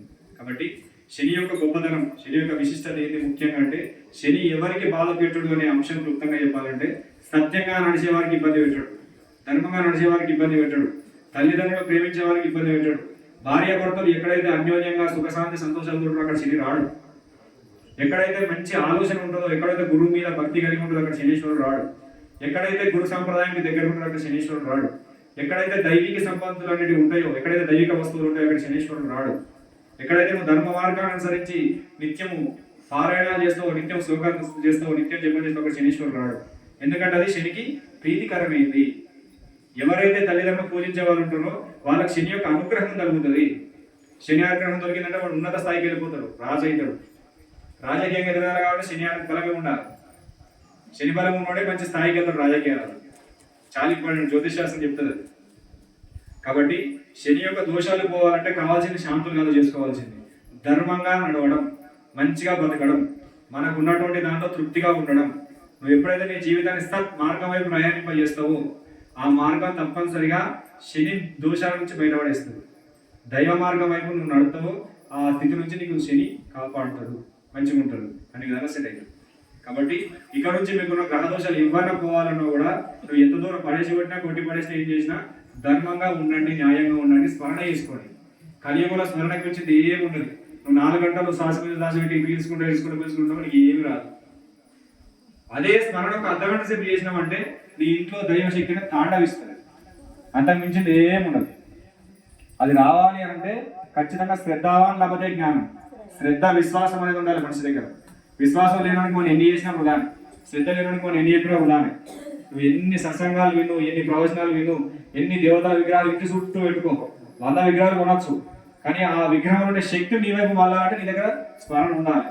ఆ స్మరణ ఇచ్చే గురువు నీకు ఉండాలి. అది లేకపోతే నీకు పని చేయాలి. అది ఖచ్చితంగా పట్టుకునే ప్రయత్నం చేయండి. దానికి మించిన అంశం అనేది వేరే ఏమీ ఉండదు. చాలా అవసరం. ఇంకొకటి, ఇంతకుముందు తెలుసో తెలియకుండా మేము పొరపాట్లు చేసినాం. సాధకులైన వాళ్ళు తప్పులు చేయకూడదని చెప్తుంది శాస్త్రం. తెలిసి చేసినా తెలియక చేసినా తప్పే. అయ్యో మేము తెలియక చేసినాం ఏమవుతుంది, ఇక అప్పుడు తప్పదు. ఇక నా దగ్గరికి వస్తే నేను చెప్తా, తెలియక అయితే దోషం ఏమి ఉండదు, పో నేనైనా చెప్పాల్సి చెప్తాను, తప్పదు. అదే దోషం చేసిన బాగుంటే మరి ఏంటో చెప్పమంటారు. అదో పెద్ద మళ్ళీ తెలియక చేసినాం కదా ఏం కాదు పోంటారు. అగ్గి తెలిసి ముట్టినా తెలియక ముట్టినా ఏమవుతుంది, కాలుతుంది. అని తెలియక ముట్టిన కాలకు మంచిగా ఉండు అట్టు ఉంటుంది, అది కాలుతుంది. నేను తెలియక నెత్తిలో పెట్టుకున్నట్టు ఉంటుందా, నెత్తి అంతా కాలం ఉంటుంది. బట్టల మీద పెట్టుకున్నావు కదా, నువ్వు ఈ బట్టల మీద పెట్టుకున్నా, నెత్తి మీద పెట్టుకున్నా, చెవు మీద పెట్టుకున్నా, ముక్కు మీద పెట్టుకున్నా, గోర్ల మీద పెట్టుకున్నా, ఏడ పెట్టుకున్నా అది కాలుతూనే ఉంటుంది. ఇలా నన్ను ఎవరు చూస్తాడు, ఈ గోడల సార్లు అన్ని తప్పులు చేస్తా చూస్తాడు. ఎవరున్నారు, ప్రకృతి పురుషుడు ఉన్నాడు, సూర్య భగవానుడు ఉన్నాడు. ఎవరికి చెప్తాడు, యమధర్మరాజుకి చెప్తాడు. ఎవలకు యమధర్మరాజు చెప్తాడు. ఎప్పుడేం చేస్తాడు, శని పంపిస్తాడు. శని వచ్చి పట్టుకుంటాడు గట్టిగా.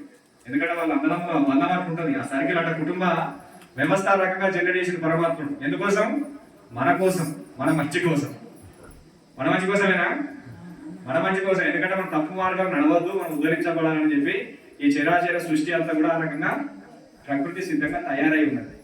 ఇప్పటికైనా గుర్తుపెట్టుకోవాల అంశం ఏంటంటే, మీరు ఏదైనా చిన్నగా వేరే వాళ్ళకి తప్పడాలు చేస్తున్నారంటే సూర్య భగవానుడు ఒక్క కన్నుతో చూస్తున్నాను. వాడు చూస్తేనంటే ఖచ్చితంగా యమధర్మరాజు కన్నెత్తాడు. యమధర్మరాజు చేసినట్టే శనేశ్వరుడు పక్కకు వెళ్తాడు. అది మాత్రం గుర్తుపెట్టుకోవాలి. ఇవన్నీ లింకులు ఉంటాయి. వాళ్ళ ఫ్యామిలీ మెంబర్స్ అంతా కరెక్ట్ ఉంటారు మన కోసం. కాబట్టి అవి పోవాలి. ముఖ్యంగా చిన్న అంశం, ఎందుకంటే ఏదో ఒక విషయాన్ని తెలుసుకోవాలి కాబట్టి మరి చాలా ఇంపార్టెంట్ అంశం. చిన్న అంశం, చాలా గొప్ప అంశం. మన ప్రాంతానికి చాలా అద్భుతమైన అంశం ఇది. లింగంగుట్టలో ఎవరు వచ్చి దర్శనం చేసుకున్నా గ్రహ దోషాలు సులభంగా పోతాయి. ఇక్కడికి వచ్చిన వాళ్ళు ఏంటంటే కొద్దిగా వాళ్ళకి తెలియని అంశం ఏంటంటే, ఒక 5-11 ప్రదక్షిణలు చేసుకోండి, శివుని దర్శనం చేసుకోండి. ఒక పత్రం పుష్ప ఫలంతో యథాశక్తిగా అభిషేక రూపకంగానో లేకపోతే స్పర్శ రూపంగా దర్శనం చేసుకోవాలి. అది భక్తితోటి. అయ్యో నాకంటే ముందు 100 మంది ఉన్నారు, వాళ్ళని ఎంకరేజ్ నేనే చేసుకోవాలి, ఆ ముల్యతో ఆ సిచ్యువేషన్ దర్శనం చేసుకుని పక్క కూర్చొని ఒక 5 నిమిషాలు ఓం నమః శివాయ, ఓం నమః శివాయ అని స్మరణ చేసుకోండి. ఆ స్మరణ చేసిన తర్వాత మీలో ఉండేటటువంటి ఏదైతే బాధలు ఉన్నాయో, ఇబ్బందులు ఉన్నాయో, ఈశ్వర ఈ ఇబ్బందిని దూరం చేయి, నాకు ఆనందాన్ని కలిగించు.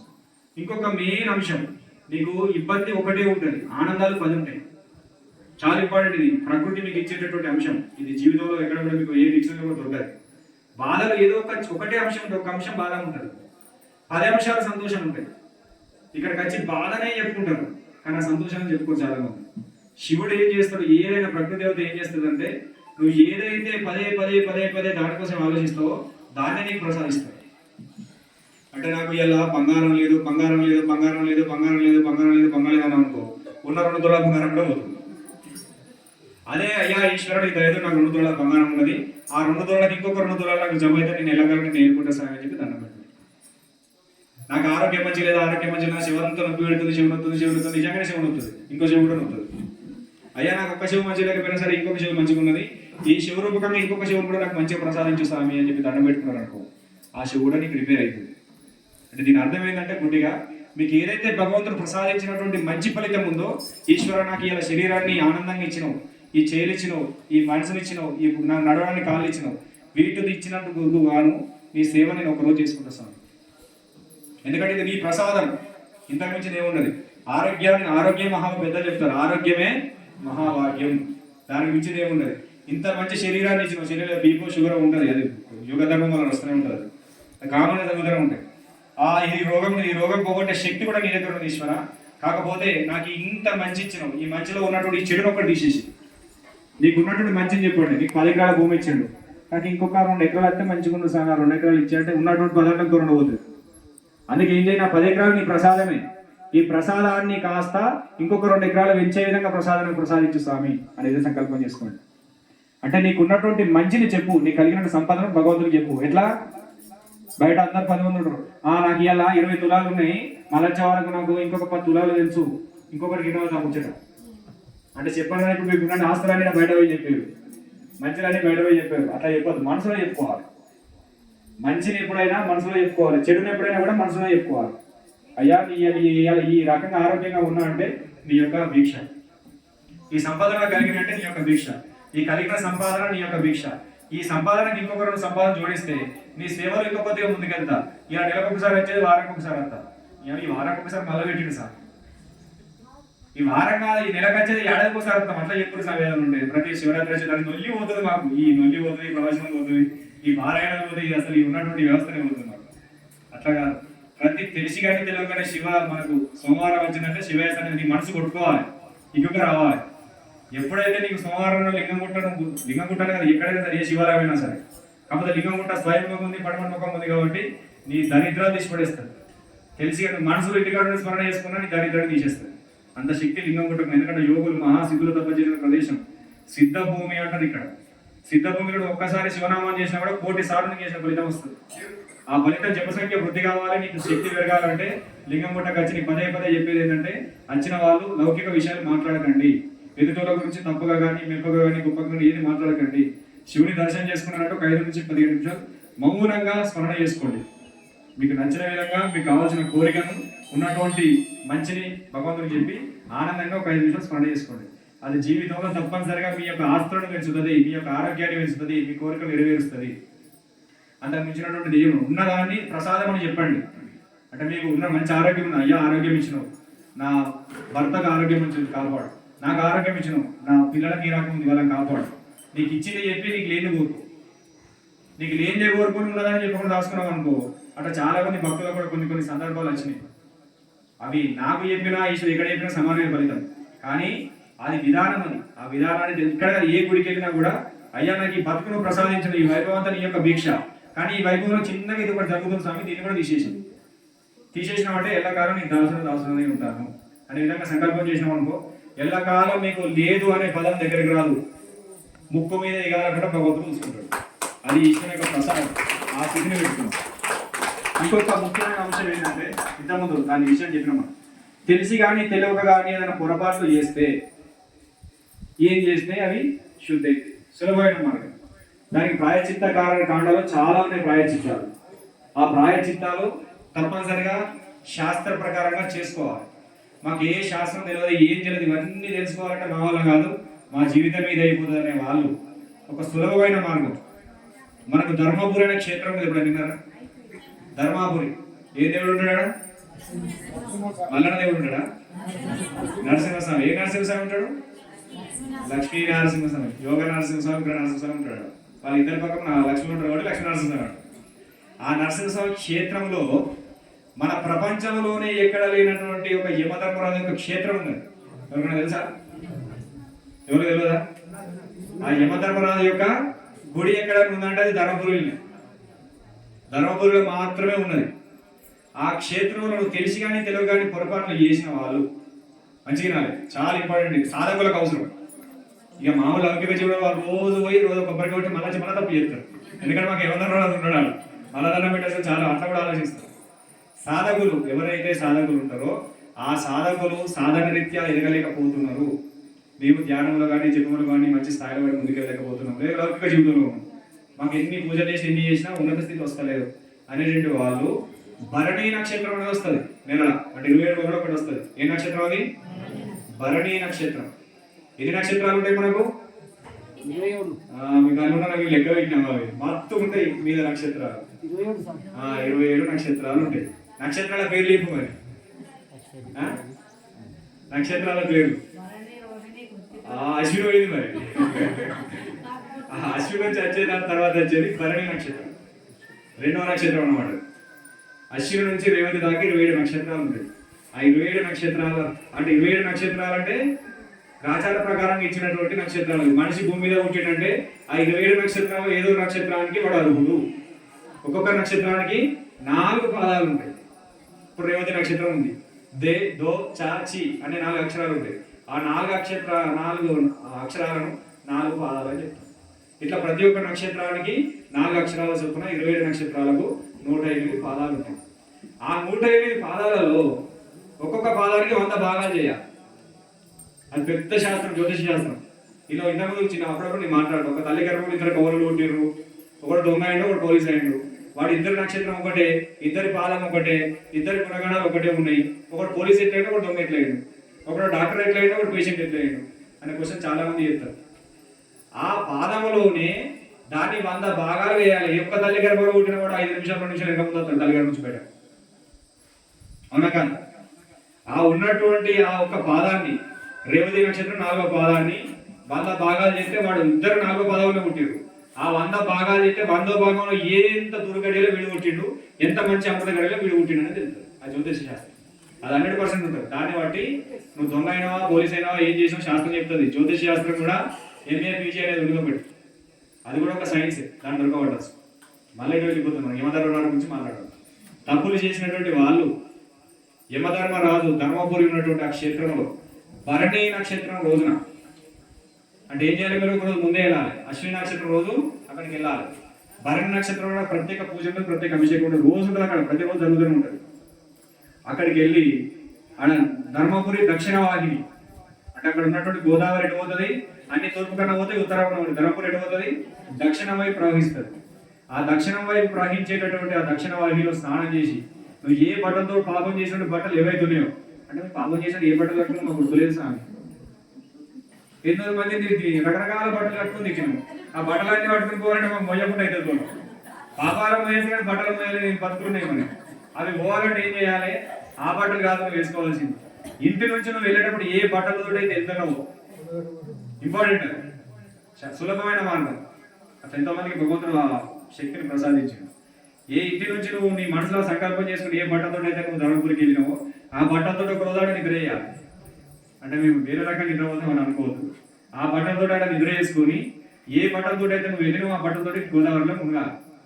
ఒక 3 సార్లు 5 సార్లు మునిగి, ఆడవాళ్ళైనా మగవాళ్ళైనా ఎవరైనా సరే, ఎటు ముఖం పెట్టి మునగాలి, దక్షిణం వైపు ముఖం పెట్టి మునగాలి. ఎందుకంటే దక్షిణ దిక్కు ఎవరు పితృదేవతలు ఉంటారు.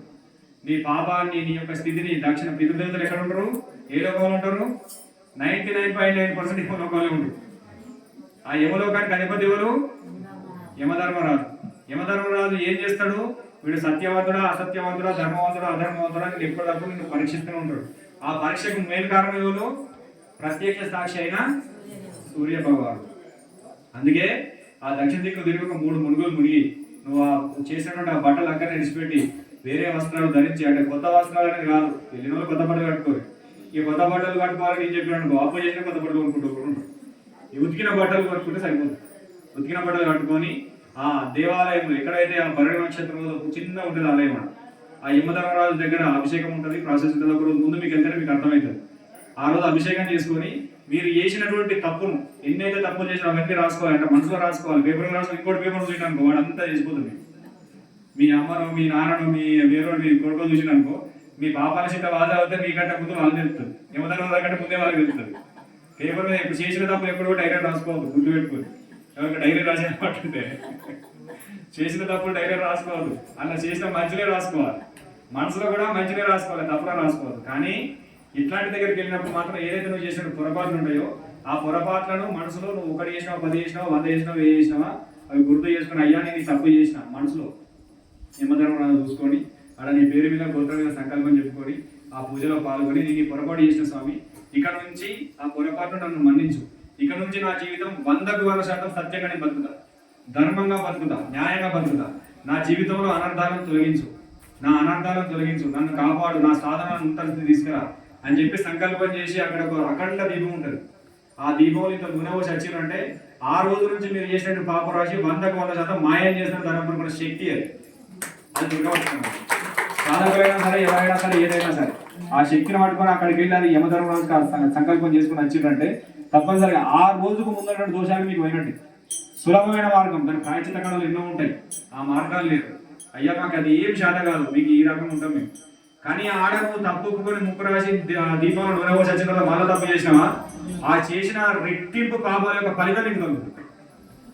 అది గుర్తుపెట్టుకోవాలి. మంచిగా చెప్పాడు మా స్వామి, ఎవరైనా దొరకబట్టాడు మాకు అబ్బాయి చెప్పాడు, ఏం ఏదైనా పోవాలి, పాత బట్టలు ఇవ్వాలి, కొత్త బట్టలు కట్టుకోవాలి, దీపం ఉండేవాళ్ళు తప్పు నొప్పుకొని రావాలి. మాకు ఏం పని, రోజు ఒక తప్పు చేస్తాం, నెలకోసం అని చేస్తాం, లేవా శుద్ధ అట్లా కాదు చేయవలసింది. తప్పు చేసిన తప్పు ఒప్పుకున్నాక మళ్ళీ ఆ తప్పు రిపీట్ కావద్దు, తప్పు అని తెలిసిదాన్ని మళ్ళీ జీవితంలో చేయాలి. ఆ సంకల్పం చేసుకొని అక్కడ భరణి నక్షత్రం, మాకు ఏ నక్షత్రం తెలియదు స్వామి, మాకు దాంతో సంబంధమే లేదు. అమావాస్యను అడుగుతారు, ఏ రోజు అమావాస్య రోజు. అమావాస్య రోజు ఎంత పెద్ద పితృదోషాలు ఉన్నా, ఎలాంటి సర్పదోషాలు ఉన్నా, ఎలాంటి ప్రభావాలు ఉన్నా కూడా ధర్మపురికి వెళ్ళి దక్షిణ దిక్కుకు తిరిగి ఒక 3 సార్లు మునిగి, ఒక కొత్త రాగి చెంబు, ఇట్లాంటి రాగి చెంబుతోటి ఒక 3 సార్లు నీళ్లు ముంచుకొని 3 సార్లు అదే దిక్కున దక్షిణ దిక్కు వదిలేసి ఈ చెంబు తీసుకుపోయి ఎవరికైనా దానం ఇచ్చారు, అక్కడ గుళ్ళు ఇచ్చిర్రు, లేకపోతే ఎవరికైనా యాసలు దానం ఇచ్చారంటే అట్లా ఎన్ని ఒక 5 అమావాస్యలు చేసినట్టే మీరు ఎంత పెద్ద పితృదోషం ఉన్నా 100% తొలిగిపోతే, సులభంగా తొలిగిపోతే ధర్మం కూడా చేస్తారు. అంత శక్తి అనేది ఆ ప్రాంతానికి ఉన్నది. దాన్ని దొరకబట్టుకునే ప్రయత్నం చేయండి. అంటే అందరు వెళ్ళమని కాదు, మీ జీవితంలో మీరు ఎన్ని సాధన చేసినా, ఎంత చేసినా వెళ్ళట్లేదు, ఆ దోషం తగ్గట్లేదు అని అంటే ధర్మపురి అనేది సులభమైన మార్గం. కొంతమంది గోకర్ణ పోతారు, ఇంకెక్కడికి పోతారు, ఎక్కడికి త్రయంబకేశ్వరం పోతారు, ఎక్కడికి పితృదోషాలు చేస్తారు. ఎక్కడికి వెళ్ళవలసిన అవసరం, ధర్మపురిని నమ్ముకొని అక్షరాలు ఒక 5 అమాసాలు మీరు కనుక అక్కడ చేసుకున్నట్టు ఉంటే 100% పూర్వకర్మ దోషాల నుంచి వచ్చిన పితృదోషాలు కూడా భస్మం అయిపోతాయి. అట్లా నేను సుమారుగా కొంత వేలాది మంది భక్తులను చేయించిన ఆ అక్షరాల 100% అందరూ కూడా సుఖశాంతి సంతోషాలతో ఉన్నారు. అది ధర్మపురికి ఉన్న స్థాన బలం, అక్కడ ఉన్నటువంటి వైబ్రేషన్.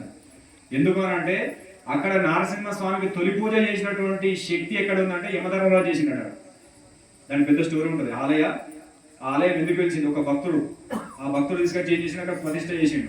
దానికి ఏం చేసిండు నరసింహస్వామి, అరే నాకు తొలి పూజ నువ్వే చేయాలరా, తొలి పూజ సూర్యుడు ఉదయించక ముందు చేయాలరా అని చెప్తాడు. ఆయన ఏం చేస్తాడు, గోదావరి దగ్గరికి వెళ్ళిపోతాడు. ఇక కొన్ని కారణాలు ప్రతిష్ఠితులు ఎన్నో వైభవాలు ఉంటాయి. ఆ వైభవాల ప్రకారం వైభవంలో పడి ఆ సూర్యోదయం దగ్గరకు వచ్చే టైంలో ఏం చేస్తాడు, ఈయన పూజ చేయడానికి వీలు కాకుండా ఉంటాడు. అప్పుడు ఆయన ఆ సాధకుడు ఏం సంకల్పం చేసుకుంటూ యమధర్మరాజును వేడుకుంటాడు, అయ్యా యమధర్మరాజా, నేను కనుక నిజంగా సత్యవంతుడని అయితే, నేను నిజంగా ధర్మవంతుడని అయితే, నేను నీ సాక్షిగా నేను ధర్మం చేసి నరసింహస్వామి యొక్క విగ్రహాన్ని నేను ప్రతిష్ఠ చేసే శక్తి నాలో ఉంటే సూర్యోదయం లోపు నాతో ఉన్న పూజ చేయాలి, లేకపోతే నేను భోగం ఉందన్నాడ పూజ జరిగి ఉండాలి. ఎందుకంటే జరగకపోతే నేను ఇన్ని రోజులు చేసిన కష్టం అంతా వృధా చేస్తామని చెప్పి సంకల్పం చేసుకుంటాడు. అప్పుడు యమధర్మరాజు ఒకటే కంకణం కట్టుకుంటాడు, వీడు నిజమైన సత్యవంతుడు, వీడు నిజమైన ధర్మవంతుడు, వీడి సంకల్పానికి కనుక నేను తోడు కాకపోతే ఈ సృష్టి యాగం అయిపోతుంది, వీని ద్వారా నేను శపించబడతా అని చెప్పేసి ఎవడొత్తుడు భగీరథుడు నాకెందుక నేనమైన నరసింహకి పూజ చేస్తాను. యమధర్మరాజే తొలి పూజ చేసినట్టు ప్రాంతం ధర్మపురి. అక్కడ మొదటి పూజ ఎవరు చేసిన ప్రాంతానికి అంటే యమధర్మరాజు చేసిండు, ప్రతిష్ఠ చేసినటువంటి యముడు ప్రతిష్ఠ చేసినటువంటి ఆలయం నరసింహ ఆలయం అంటే ధర్మపురి. అందుకే అక్కడ ముఖ్యంగా ముందు నరసింహస్వామి కంటే ముందు యమధర్మరాజే ఉంటాడు. అక్కడ అఖండ దీపం ఉంటుంది, అఖండ దీపం ఎప్పుడు వెలుగుతూనే ఉంటుంది. ఆ వెలిగే దీపంలో ఇంత నూనె అందరూ పోతాడు, ఏ ఉన్నది మనం 2 రూపాయలు 10 రూపాయలు టికెట్ పెట్టారు, తీద్దాం పోతాం అని వస్తువులు అంటారు. నువ్వు తీద్దాం పోతామని పోసినా తెలిసి పోసిన చేయకపోయిన యమధర్మరాజు అందులో ఇంత నూనె వచ్చినట్టు పాపాల రాశిని తగ్గించి కొన్ని స్వభావ దోషాలు ఉన్నట్టు ఉంటాయి. అంటే రకరకాల దినుసులు ఎటు నుంచి దాటిపోతాం, సందర్భం వచ్చిన వాడు చెప్తున్నా, వరండి ఎత్తుందా ఇబ్బంది ఏం లేదు కదా, అక్కడ ఏం లేదు, ఆ సందర్భం వచ్చిన వాడు చెప్తున్నా. ఎవడ నిమ్మకాయలు కోళ్ళు గుడ్లు కోడిగుడ్లు తిప్పి బలంగా పడేస్తారు. పిల్లలకు కానీ పెద్దలకు కానీ రకరకాల. ఇప్పుడు మన పల్లెటూరులో పుష్కలంగా మన సిటీలో ఎక్కువ అవుతుంది, మనకంటే ఇప్పుడు సిటీలో నెంబర్ 1 తయారయ్యారు, మనకంటే ఎక్కువ సిటీలోనే అయితే ఏం చేస్తారు, దాన్ని మనం తెలుసో తెలియకనో మనం దాటిపోతాం. ఆ దాటినప్పుడు దాని నుంచి ఒక నెగిటివ్, అంటే మనకంటే ముందు 100 మంది దాటినా కూడా ఆ ఫ్యాక్షన్ ఆఫ్ మినిట్స్లో సెకండ్స్ దానికి ఒక నెగిటివ్ ఆవహించి ఉంటుంది. 100 మంది తొక్కిపోయినా కూడా ఆ శక్తి అనేది పోదు. ఆ టైం ఇంతకుముందు ఒక పాదాన్ని 100 భాగాలు చేయాలన్నట్టు ఒక సెకండ్ కూడా 100 సెకండ్లు చేసిన టైంలో దాని యొక్క శక్తి బయటకు వస్తుంది. నీ కర్మ కానీ నీ యొక్క స్థితి అయిపోయి నీకు దానికి రుణం ఉండి ఆ టైంలో నువ్వు దాటిపోయిన అంతా నేను పట్టుకుంటాను. అది పట్టినప్పటి నుంచి నీ బతికెట్లుంటుంది అంటే పంట నిద్ర పట్టదు, నిద్ర పట్టినా ఒక్కసారి ఉరికి పడతాం, ఏవో చెడుగాలు వస్తాయి. ఆ రోజు నుంచి ఇంట్లో నెగిటివ్ స్టార్ట్ అయిపోతుంది, తిండి పెరిగి పడుతుంది, ఇంట్లో కొట్టాలో స్టార్ట్ అవుతాయి, ఏదో ఉంటుంది. అది ఏం దోషం అంటారు, కానీ స్వభావ దోషము అని అంటారు. అంటే దానికి వేరే డెఫినేషన్ కూడా ఉంటుంది, మీకు అర్థం కొద్దిగా చెప్తాను, దొడ్డులకి చెప్తాను, మీకు అర్థమవుతుంది. ఆ దోషం పోవాలంటే ఏం చేయాలి, ధర్మపురిలో స్నానం చేసి యమధర్మరాజు ముందున్న దీపంలో నువ్వు పోసి రావాలి. యమధర్మరాజు ముందున్న దీపంలో నూనె పోసి అంతే ఆ దోషం ఆ రోజుకు నీకు గవర్నమెంట్ తీసి పడేస్తారు ఎంబడే అంతే. ఆ నూనె పోసి మళ్ళీ ఇదే రావద్దు, నూనె పోసి నరసింహస్వామి దర్శనం చేసుకోవాలి, యోగ నరసింహస్వామి దర్శనం చేయాలి, ఉగ్ర నరసింహస్వామి దర్శనం చేయాలి. ఆడ ఫస్ట్ ఉండేటటువంటి విగ్రహం ఏం ఉండదు, ధర్మపురిలో వినాయక దర్శనం ఉండదు, ఫస్ట్ ఉండేది యమధర్మరాజు దర్శనం ఉంటుంది. యమధర్మరాజు అయిన తర్వాతనే ఆంజనేయ స్వామి ఉంటాడు, ఆంజనేయ స్వామి తర్వాతనే యోగ నరసింహస్వామి ఉంటాడు, బ్రహ్మదేవుడు ఉంటాడు. అదే ఫస్ట్ యముడు, తర్వాత ఆంజనేయుడు, తర్వాత బ్రహ్మదేవుడు, తర్వాతనే యోగ నరసింహస్వామి. అది దర్శనం అయిన తర్వాతనే నీ రోగం పోతుంది. అవన్నీ అయినాక లాస్ట్ ఉగ్ర నరసింహస్వామి, అన్నీ అయినాక రామలింగేశ్వరుడు అని చూడు. ఎవరు? రామలింగేశ్వర శివాలయం అనేది ఉంటుంది. అదంతా ధర్మపురి అన్ని తిరిగి అన్ని చేసుకొని లాస్ట్కు ఆ రామలింగేశ్వర దర్శనం చేసుకొని రాకపోతే కూడా నీకు ఫలితం రాదు. అది బంద్ చేస్తున్నా బయట పోయి అయ్యా శంకర వచ్చిన్నాయా నేను బాధ్యతను దండం పెట్టుకుంటానని చెప్పి వాడిని దండం పెట్టుకుంటాను. అలా దండం పెట్టుకున్న ధర్మపురి యాత్ర పరిపూర్ణం. వాడికి సత్యవతి శిల అనేది ఉంటుంది, ఇసుకతో చేసిన స్తంభం ఉంటుంది. ఆ స్తంభం కూడా దర్శనం సత్యానికి ప్రతీక. సత్యవంతులైన వాళ్ళు మాత్రమే స్తంభం చూస్తారని చెప్తారు. అసత్యవంతులకు తెలియదట, ఆ ఉచ్చర కూడా తెలియదు. అంత విశిష్టం ధర్మపురి. ఇంత విశిష్టత కలిగినటువంటి ఆ ఆలయాన్ని మనసులో స్మరణ చేసుకున్నా నీకున్నటువంటి రకరకాల ప్రభావాలు ఉన్నటువంటి వాళ్ళని తొలగిపోవాలన్నా కూడా తప్పనిసరిగా ఆ క్షేత్రాన్ని దర్శించి నదిలో స్నానం కనీసం 5 నెలలు దీక్షతో చేసినటువంటి వాడికి ఇహములో ఉన్నటువంటి సర్వ రోగాలు నశించబడి వాడు తప్పనిసరిగా ఉన్నతించబడతాడు. ఆ ధర్మపురి యొక్క విశిష్టత అర్థమైంది కదా. సాధనలో లోపాలు ఉన్నాయి, మా జీవితంలో ఇబ్బందులు ఉన్నాయి, మేము చేయరాని తప్పులు చేసినాం, ఆ తప్పులు ఏమైనా చెప్పుకుని అర్థమైతలేదు, ఆ తప్పుల నుంచి ఎట్లా బయటపడడం అర్థమైతలేదు అంటే ధర్మపురిలో యమధర్మరాజుకు గోప్యంగా చెప్పుకోరండి. ఏ మొహమాటం అందు నాకు చెప్పపోయినా సరే యమధర్మరాజుకి అయితే చెప్పుకోరండి. తొందరగా మీకు జీవితంలో అభివృద్ధి స్టార్ట్ అవుతుంది. అది భరణి నక్షత్రం. ఆ నక్షత్రాలు మాకు తెలివై అనుకుంటే అమాస తెలుస్తుంది కదా, చీకటి ఉండే రోజు. ఆ అమాస ఎందుకు దొరకదు? రేపు వస్తుంది ఆది అమాస, బ్రహ్మాండమైన రోజు. అమాస శూన్యస్థితి. అమావాస్య ప్రతి అమావాస్య కూడా ప్రతి గ్రహణంతో సమానమే. సాధకులు పెద్ద పెద్ద మహాత్ములు ఏం చేస్తారు? అమాస రోజు మంచి మంచి కార్యక్రమాలు చేస్తారు, లేదా అఖండ మౌనం నుండి జపం చేసుకుంటారు. ఎందుకంటే ఆ శూన్యతిథి రోజు ఏ శక్తి పనిచేయదు అనమాట. ఏ శక్తి పనిచేయనప్పుడు నీ శక్తి నువ్వు తాండవింపజేస్తే నీ శక్తి ప్రకృతిలో తేజితమై నీకు కావాల్సింది ప్రకృతి అందిస్తుంది. అది ధర్మం, అది లాజిక్. అన్ని పని ఇప్పుడు అంత సప్పుడు అయ్యేటప్పుడు మనం పాట పాడతా, పాటలు ఆ సప్పుడు తినది కాదు. అంత నిశ్శబ్దంగా ఉన్నప్పుడు నేను మాట్లాడితే మీకు అర్థమైంది. కాబట్టి ఆ అమాస తిథి రోజు అన్ని మౌనంగా ఉంటాయి. ఏ శక్తి ఈ లోకంలో ఏ పనిచేయదు, నువ్వు అనుకుంటేనే పనిచేస్తుంది. అందుకే ఆదివారం అమాస వచ్చినట్టు బయటకు పోతారు, ఏ మంత్రగాడు నన్ను ఏం చేస్తాడు? చేస్తాడు, పక్కా చేస్తాడు. నువ్వు నచ్చని పనులు చేసినావు అనుకో, వాడికి అరాగారం ఒక సంకల్పం చెప్తే, ఎందుకంటే అంత నిశ్శబ్దం ఉంటుంది కాబట్టి వాడు అనుకుంటేనే మంత్రం అవుతుంది, నీకు పని చేస్తుంది. అర్థమైంది? అన్న రాస్తే ఏం లేదు. అమాస రోజు ఎందుకు మంత్రగాలు పనులు చేస్తారంటే అది శూన్యతిథి కాబట్టి ఆ తిథి రోజు ఏం చేసినా ఎదుటికి ఇది అయిపోతుంది, వాడి సంకల్పం. అందుకే మనం ఏం చేయాలి? సత్ సంకల్పం చేయాలి. సత్ అంటే ఓం నమః శివాయ, దానికి మించి ఏం లేదు. స్మరణ చేయండి, భగవంతునికి దగ్గర పడే ప్రయత్నం చేయండి. భగవంతునికి గురువుకి ఎవరైతే దగ్గర ఉంటారో వాడి కోసం 100 మంత్రాలు చదివినా, అంటే నేను ఖరాబ్ చేయని 100 మంది 100 మంత్రాలు చేసినా ఆ మంత్రాలన్నీ నీ దగ్గరికి నీకు దగ్గరికి వచ్చి నీకు కాళ్ళ మీద పువ్వులై పడ్డాయి తప్ప నీకు వేరే రకంగా రాదు. అది ప్రకృతి ధర్మం, అది దైవశక్తి. అందుకే దేనికి భయపడకుండా మీరు పట్టుకోవాల్సిన నామం ఏంటంటే భగవంతుని యొక్క నామం. అది చేసుకోండి. చిన్న చిన్న పొరపాట్లు చేసినప్పుడు ఇది చేయండి. మీకు తెలిసి కానీ తెలియక కానీ ఏ పొరపాట్లు చేసిన ధర్మపురుల ఒక ప్రయత్నం చేసుకోండి. మీకు ఎక్కడ ఏమున్నా కూడా శివాయం మనసులో తెలుసుకోండి. లింగం కొట్ట ఓ నమః శివాయ ఒకసారి మనసులో తెలుసుకున్నారు అనుకో, మీరు సర్వకాల సర్వస్థలంలో మీ ఏడు బట్టి నడిపించుకపోయి మీరు ఎంత పెద్ద సముద్రంలో ఉన్నా మీ పక్కకు పడవతో దాన్ని లెక్కేసుకొని ఇస్తే చూడమిస్తుంది శివునికి బాధ్యత. సంతోషంగా ఉండాలని కోరుకుంటూ ఈ రోజు మహాశివరాత్రి శని త్రయోదశి యొక్క సంపూర్ణ ఫలితం మీ అందరికీ అంది. మీ అందరూ కూడా సుఖ శాంతి సంతోషాలతో మీ జీవితంలో ఆనందంగా ఉండాలని కోరుకుంటూ అందరూ కూడా నిత్యం స్మరణ చేయండి. నిత్యం దీపారాధన పొద్దున సాయంత్రం చేయండి. మీకు తాగబుద్ధైన తినబుద్ధైనలు పొద్దున పూట స్టార్ట్ చేయకండి. సాయంత్రం 5 నుంచి 7 గంటల మంది అసలే తాగకండి. ఆ టైంలో చెడు మాట్లాడకండి, చెడు సంకల్పాలు చేయకండి, ఎలాంటి చెడు కార్యక్రమాలు చేయకండి. ఎందుకంటే ఆ టైంలో లక్ష్మీదేవి ఇంటికి వచ్చిపోతుంది చెప్పిన దాన్ని గౌరవించుకోండి. మళ్ళీ ఏదైనా పని మీద మీరు వెళ్ళినా కూడా ఇంతకు మనసార్లు చెప్పినట్టు కుడి కాళ్ళతో ముందుకెళ్ళండి. ఏ కడుపు దాటినా కుడి కాలు పెట్టి దాటండి. అది చాలా ఇంపార్టెంట్. నువ్వు ఏ పని ఇంట్లో నుంచి బయటకు వెళ్తున్నా, బయట నుంచి ఇంటికి వస్తున్నా, నువ్వు వంటిల నుంచి హాల్లోకి వస్తున్నా, హాల్ నుంచి వంటికి వెళ్తున్నా, వంటి నుంచి బెడ్రూమ్కి వస్తున్నా, బెడ్రూమ్ నుంచి వంటిలోకి వెళ్తున్నా, ఆఖరికి బాత్రూంలో పోతున్నాడు కుడికాలు పెట్టి దాటండి. కుడికాలు అనేది విజయానికి, ప్రశాంతతకు, నీ యొక్క స్థితిని పెంచడానికి పనిచేసేటువంటి శక్తి. అది ఎక్కడ ఎడమకాలు పెట్టాలంటే ఎగ్జామ్ రాసేటటువంటి హాల్లోకి ఎడమకాలు పెట్టుకోవాలి. ఎవరితో నొల్లి పెట్టుకొని పోతున్నావు అంటే ఎడమకాలు పెట్టుకోవాలి. ఎవరు ఇల్లు ఏమన్నా ఖరాబ్ కావాలని నువ్వు కోరుకుంటే వాళ్ళ ఇంట్లకు ఎడమకాలు పెట్టుకోవాలి. అర్థమైంది కదా? అట్లా ఎవరికి రాసిన ఆ విధానం ఉన్నాను. ఇక నుంచి ఎవరు నొల్లి పెట్టుకొని వేరే ఎడమకాలు పెట్టుకోరు, జయమవుతుంది. బ్యాంకు పోయి పైసలు వడ్డీకి రావాలని అనుకో, బ్యాంకులో ఎడమకాలు పెట్టుకోరు, వాడు అడిగిన ఇస్తాడు, పైసలు రాయకుండా ఇస్తాడు. అట్లాంటివి ఉన్నాను. కాబట్టి ఈ నువ్వు బ్యాంక్ అంటే బ్యాంకు నిజంగా ఎడమకాలు పెట్టిపోయారు, పైసలు వచ్చేది కూడా రావు.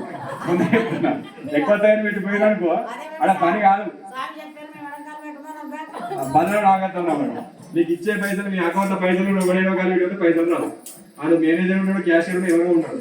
కాబట్టి మీరు ఎటు వెళ్ళినా కూడా కుడికాలు పెట్టి వెళ్ళండి. అదొక దృష్టిలో పెట్టుకోండి. ఇంకొక ముఖ్యమైన అంశం ఏంటంటే కొన్ని రేడియేషన్స్ తోటి మీకు రకరకాల ఆరోగ్య సమస్యలు వస్తున్నాయి. ఆ రేడియేషన్స్ ముఖ్య కారణం సెల్ ఫోన్ ఇక తర్వాత ఏదైనా దాని రేడియేషన్ నుంచి కూడా బయటపడడానికి సులభమైన మార్గం మొన్న ప్రపంచ ఆరోగ్య సంస్థ చెప్పినటువంటి మనం ఏం చెప్పడం కాదు, శాస్త్రాలు ఎప్పుడో చెప్పినాయి, ఋషులు ఎప్పుడో చెప్పినారు, మహాత్ములు ఎప్పుడో చెప్పినారు, యోగా ద్వారా తెలుసుకున్నటువంటి మహాత్ములు కూడా ఈ విషయాన్ని చెప్పారు. మొన్న రీసెంట్గా వరల్డ్ ఆరోగ్య వ్యవస్థ సంస్థ కూడా చెప్పినటువంటి విషయం ఏంటంటే ఏంటిలో రేడియేషన్తో బాధపడేటటువంటి వ్యక్తులు ఉంటారు, ఏంటిలో నెగిటివ్ వాతావరణం ద్వారా బాధించబడేటువంటి ఆ వ్యక్తులు ఉంటారు, వాళ్ళు పడుకునేటువంటి మార్గంలో వాళ్ళ తల దగ్గర స్వదేశీ గో పేడను కొద్దిగా పెట్టుకోమని చెప్పింది. నెత్తికి పెట్టుకోమని లేదు, అంటే నెత్తికి రాసుకునేది, ముఖంకు పెట్టుకోమని లేదు. నువ్వు ఇక్కడ వండుకుంటున్నావు ఇప్పుడు చివరికి ఉంది ఇంకా నువ్వు వండుకునే కనుక ఒక 2-3 ఫీట్ల దూరంలో చిన్న పేపర్ పెట్టినా లేకపోతే ప్లాస్టిక్ కప్పునో లేకపోతే దేంట్లో ఆకులు పెట్టేసి కొద్దిగా మన గౌరవమల గొబ్బెమ్మలు అంటారు అన్నమాట.